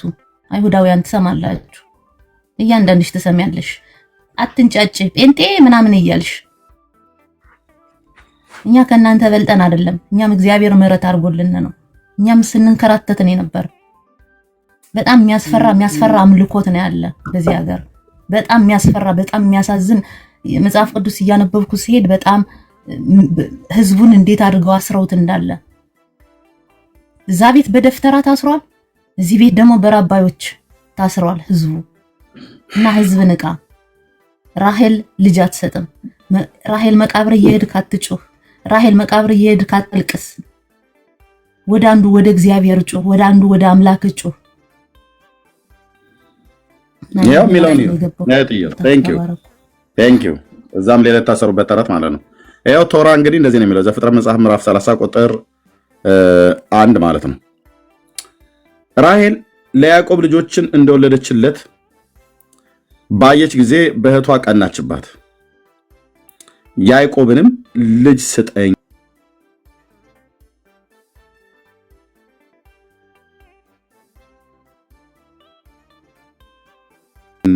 ይህስ ካልሆነ እሞታለሁ አለችው። ምን ስጠኝ? የማይጠየቀው ተጠየቀ፣ የማይሰጠውን ስጠኝ ተብሎ ተባለ። ያዕቆብንም ልጅ ስጠኝ። ይሰጣል? መስጠት ይችላል? አይችልም። ልጅ ስጠኝ ነው ያለችው። ምክንያቱም ከሁለቱንም እህትማማቾች አግብተዋል፣ ሊያንም ራሄልንም። ከሁለቱም ጋር ይተኛል፣ የግብረ ስጋ ግንኙነት ያደርጋል። ግን የግብረ ስጋ ግንኙነት አደረገ ማለት ልጅን ሰጠ ማለት አይደለም። አይሰጥም፣ ሊሰጥ አይችልም። ናና የግብረ ስጋ ግንኙነት አድርገኝ አይደለም ያለችው። ሚስቱ ናት፣ ህጋዊ ሚስቱ ናት። ተጋብተዋል፣ አብሯቸው የሚኖረው ከሊያ ጋር ብቻ አይደለም የግብረ ስጋ ግንኙነት የሚያደርገው ከራሄልም ጋር ያደርጋል። ግን ልጅ ጠፋ ከራሄል ጋር። አንተ ሄደ የራሄል መቃብር ላይ ሄደ ትተሻሻል አይደል? አይሁዳውያንም ወገኖች ማለት ነው። እንዴት ነው ግን እያሰባችሁ ያላችሁት ወንድሞቼ? ኦርቶዶክሳውያንም ይሁን አይሁዳውያኑ እንዴት ነው የምታስቡት? መጽሐፍ ቅዱስን እንዴት ነው የምታነቡት? መጽሐፍ ቅዱስን እንዴት ነው የምታነቡት? እና ያዕቆብንም ልጅ ስጠኝ፣ ይህስ ካልሆነ ሞታለሁ አለችው። የያዕቆብ መልስ ምን ነበረ? ኦኬ ያዕቆብም ራሄልን ተቆጥቶ፣ አዎ በጣም መቆጣት አለበት በደንብ እንደው መግረፍም ነበረበት። ተቆጥቶ በእውኑ እኔ የሆድን ፍሬ በነሳሽ በእግዚአብሔር ቦታ ነኝን አላት ይላል። ሃሌሉያ። የሆድን ፍሬ የነሳት ማን ነው? እግዚአብሔር። ሊሰጣትስ የሚችል ማን ነው? እግዚአብሔር። ያዕቆብ መስጠት ይችላል? አይችልም። የያዕቆብ ድርሻ ምንድን ነው? ከሚስቱ ጋራ ሴክሹዋል ግብረ ስጋ ግንኙነት ከማድረግ ውጭ ሌላ ምንም ልታደርግ አትችልም። ብራዘር አቅምህን ማወቅ ጥሩ ነው። እኔ ልጆቼን አሁን ሚስቴን ማስወለድ እችላለሁ እንዴ? እኔ ልጅ መስጠት እችላለሁ? አልችልም። ምንድን ነው ያደረኩት? ከሚስቴ ጋር የግብረ ስጋ ግንኙነት ከማድረግ ውጭ ምንም የፈየድኩት ነገር የለም። አንተም አንቺም እኔም ማንም ይሁን ማንም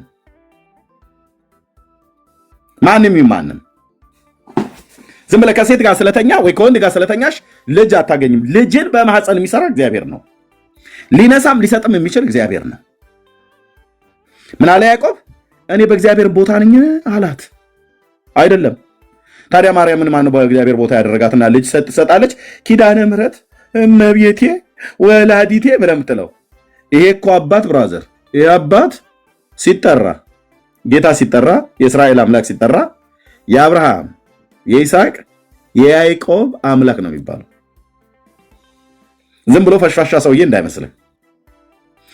በሰማይ በምድር እግዚአብሔር ስማቸውን ካገነነላቸውና የእነርሱ አምላክ እኮ ተብሎ ነው የሚጠራው። በተለይ እነዚህ ሶስት አባቶች አብርሃም፣ ይስሐቅ፣ ያዕቆብ ቅዱስ ሰው አይደል ነው።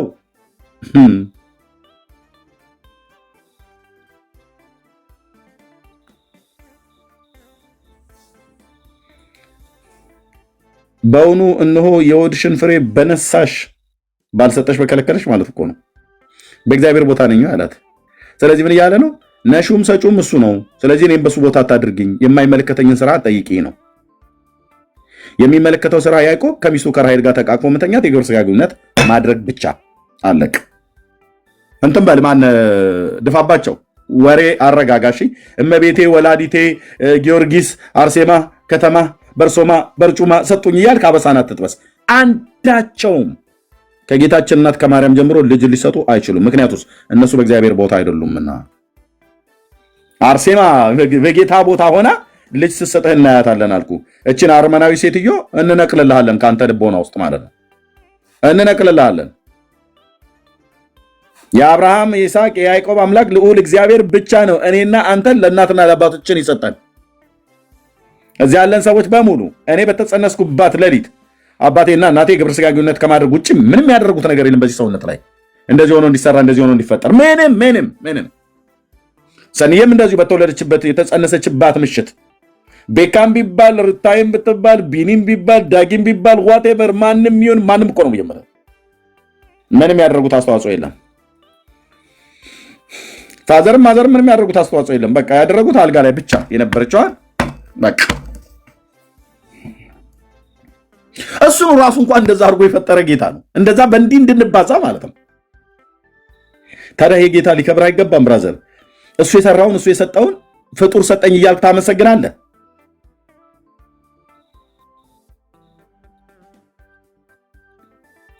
ፍጡር የማይሰጠን ፍጡር ያው ያዕቆብን ጠይቀችው እኮ እምቢ ካልክ እሞትልሃለሁ እያለች ማለት ነው። እሞታለሁ። ራሔልም ዘፍጥረት መጽሐፍ ምዕራፍ 30 ቁጥር 1 ራሔልም ለያዕቆብ ልጆችን እንደወለደችለት ባየች ጊዜ በእህቷ ቀናችባት። ያዕቆብም ልጅን ስጠኝ ካልሆነ እሞታለሁ አለችው። ድብን ነው የምለው እዚሁ እፊትህ እሞታለሁ ልጅ ስጠኝ። ማንን? ያዕቆብን ልጅ ስጠኝ፣ አምጣ ልጅ እህቴ ይኸው ሊያ እየቀፈቀፈች እየወለደች ነውና ልጅ እፈልጋለሁ፣ አምጣ ልጅ። እንዲህ በቀላልማ አንላቀቅም። ለአንተ ወጥ እየሰራሁልህ አልጋ እያነጠፍኩልህ ከኔ ጋር እየተኛ ምናም ነገር ልጅ አምጣ። ከየት ያመጣል ልጅ ያዕቆብ?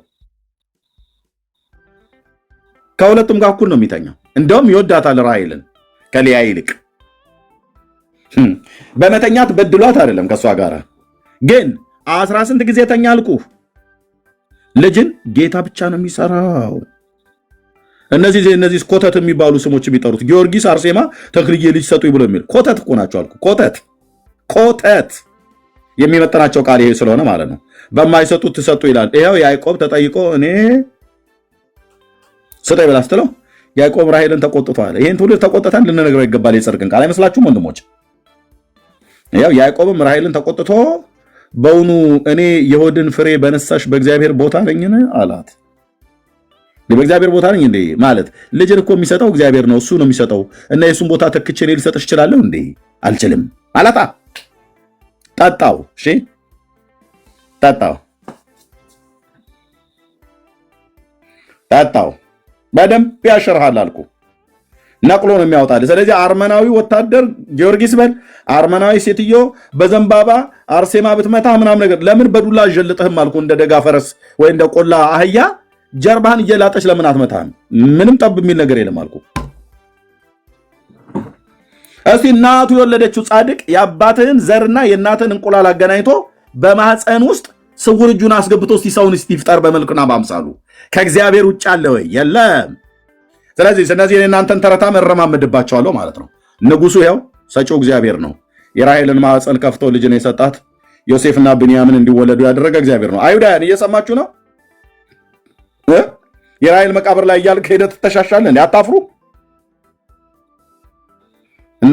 እናታችን ሳራ መካን ነበረች፣ ልጅን የሰጣት እግዚአብሔር ነው። ራሔል መካን ነበረች፣ ልጅን የሰጣት እግዚአብሔር ነው። ርብቃ መካን ነበረች፣ ልጅን የሰጣት እግዚአብሔር ነው። ሐና መካን ነበረች፣ ልጅን የሰጣት እግዚአብሔር ነው። ምክንያቱስ ልጆች የእግዚአብሔር ስጦታ ናቸው ብሎ ስላለ ማለት ነው። ከማን እንደምትጠይቅ ወቁ እንጂ ወንድሞቼ እህቶቼ፣ ከማን ምንድን ነው የምትጠይቁት? የማይሰጥህን ስጠኝ ብለህ አትበለው። ሊያደርገው የማይችለውን አምጣ ብለህ አትበለው። ሊሰጣት የማይችላትን ነገር የጠየቀችው ባሏን ከዛ ተቆጥቶ ሲላት እርሷም ባሪያዬ ባላ እንሆ አለች እና ድረስባት ማለት ዛሬ ሌሊት እኔ የምተኛውን የኔ መኝታ ቦታ ልቅላትና እና እሷ መታ አንተ ጋር ትተኛለች፣ ድረስባት ማለት የግብረ ስጋ ግንኙነት አድርጋት ማለት ነው። ባላ የምትባለዋን ባሪያዋ ያው የድሮ ሴቶች የድሮ ባሮች ሲወልዱ ለመቤቶቻቸው ነው ልጆቻቸው የሚጠሩት። ሰኔ የሚዩት አድርጊው ድምፅ ከፍተሻል። ሰኔ የለሽም? እኔ አይደለሁም እርሜ ነው። አንቺ ነሽ። እያየሁ እኮ ነው። ኦኬ። ስለዚህ ድረስባት ማጋ ባሪያዋ ጋር የራሔል ባሪያ ባላ ትባል ነበር። የሊያ ባሪያ ደግሞ ዘለፋ ትባል ነበር። እና እኔ በእግዚአብሔር ፈንታ አይደለሁም ልጅ ልሰጥሽ አልችልም ብሎ ሲላት በቃ ጌታ ሲሰጠኝ ድረስ ጠብቃለሁ ብላ አላለችም። ከዛስ ፖዚሽናቸውን ይለቃሉ። የቤት ሰራተኞቻቸውን አልጋቸው ላይ ያወጡና በል እንግዲህ ዛሬ ሌሊት ከእሷ ጋር አደር ብላ እሷ ሄዳ እዛ ስርቻ ስር ትተኛለች። በእኔም ጭን ላይ ትውለድ አለች። እንዴት የሚያደርጉት የነበረው በዚያን ጊዜ ማለት ነው። አጋርም በሳራ ጭን ላይ ነው የወለደችው። ባላና ዘለፋም በራሔልና በሊያ ጭን ላይ ነው የወለዱት። ያዕቆብ ከአራት ሴቶች ጋር ነው ይተኛ የነበረው። ታድሎ አትለኝም።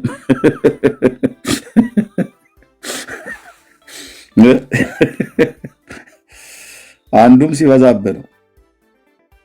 አንዳንዱ እኮ አይጠፋም። እዛ ጥግ ሆኖ ጥግ ላይ ተቀምጦ ታድሎ ይልልሃል። እኔ በልቡ ነው የሚለው። ሰምተዋል መድኃኒዓለም። እሺ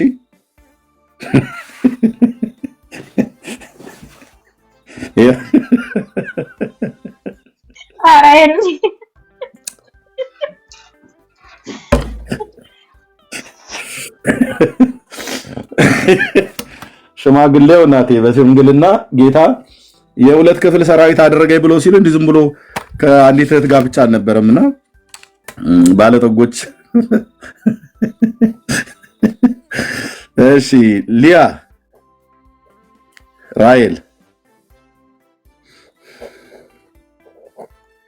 ራሔል ባላ ዘለፋ እነዚህ የአባታችን የያዕቆብ ሚስቶች ነበሩ። እችኛይቱ የዚችኛይቱ ባሪያ ናት። እዚህ ጋር ልጻፋት። ባላ ዘለፋ ደግሞ የራሔል ኖ ባላ የራሔል ናት። ቆይ እዚህ ጋር ልጻፈው ከነከነ አበላሸሁት። ሊያ ሰራተኛዋ ዘለፋ ትባላለች። ራሔል ሰራተኛዋ ባላ ትባላለች።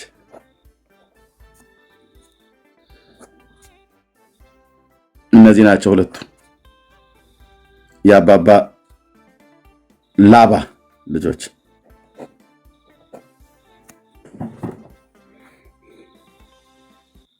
እችኛይቱን አጣውን እንግዲህ አምጣ ያለችው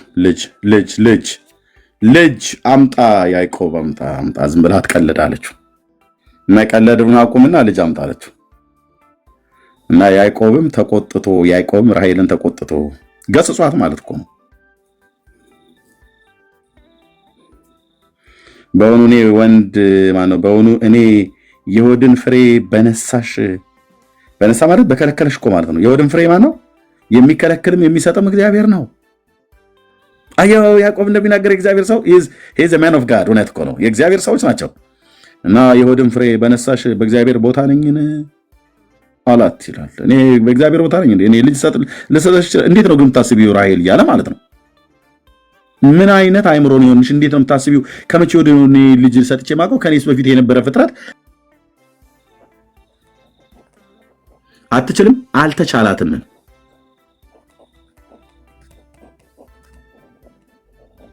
ለዘላለምም ይሄ አይሆንም። ለምን እንዴ?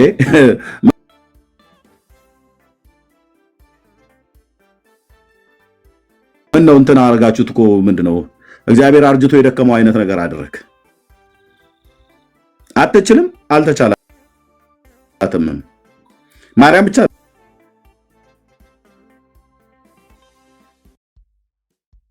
አይደለችም። ማንንም ፍጡር ብለህ ያልከውን ጥራ። ሰጪው አንድዬ ብቻ ነው። እሺ ከፈለገ ይዘጋዋል እስከ ወዲያኛው፣ ከፈለገ ይከፍተዋል። የሳራን እኮ ማህፀኗን ዘጋው አይደል? የሐናንም ማህፀኗን ዘጋ። እግዚአብሔር ዘግቶት ነበር ይላል። ሩፋኤል ማለት ፈታሄ ማህፀን ነው ብሎ የሚል ደብተራ ነው። የደብተራ ወሬ ሲያወራ እንደዚህ ነው የሚያደርግ። እሱ የደብተራ ቀልድ ነኛ እንትን ያለን እንትን አትወሉሽ።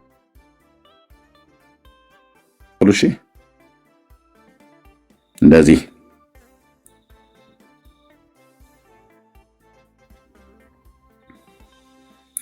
በተራራማው በኤፍሬም ሀገር ከአርማቴ መሴፋ የሆነ ስሙ ሕልቃና የተባለ ኤፍሬማዊ ሰው ነበር።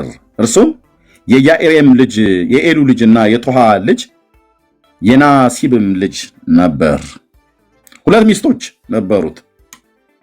የአንዲቱ ስም ሐና፣ የሁለተኛይቱ ስም ፍናና ነበር። ለፍናናም ልጆች ነበሯት፣ ማሰጧት እግዚአብሔር ማለት ነው። ለሐና ግን ልጅ አልነበራትም። ያም ሰው በሴሎ ይሰግድ ዘንድ ለሰራዊት ጌታም ለእግዚአብሔር ይሰዋ ዘንድ የኔ ንጉሥ ስም ይባረክ አባባ ንጉሳችን አምላካችን እዚህ ተሰበሰባል። ስሙ እኮ ሲጠራ ራሱ እኮ ደስ ይላል።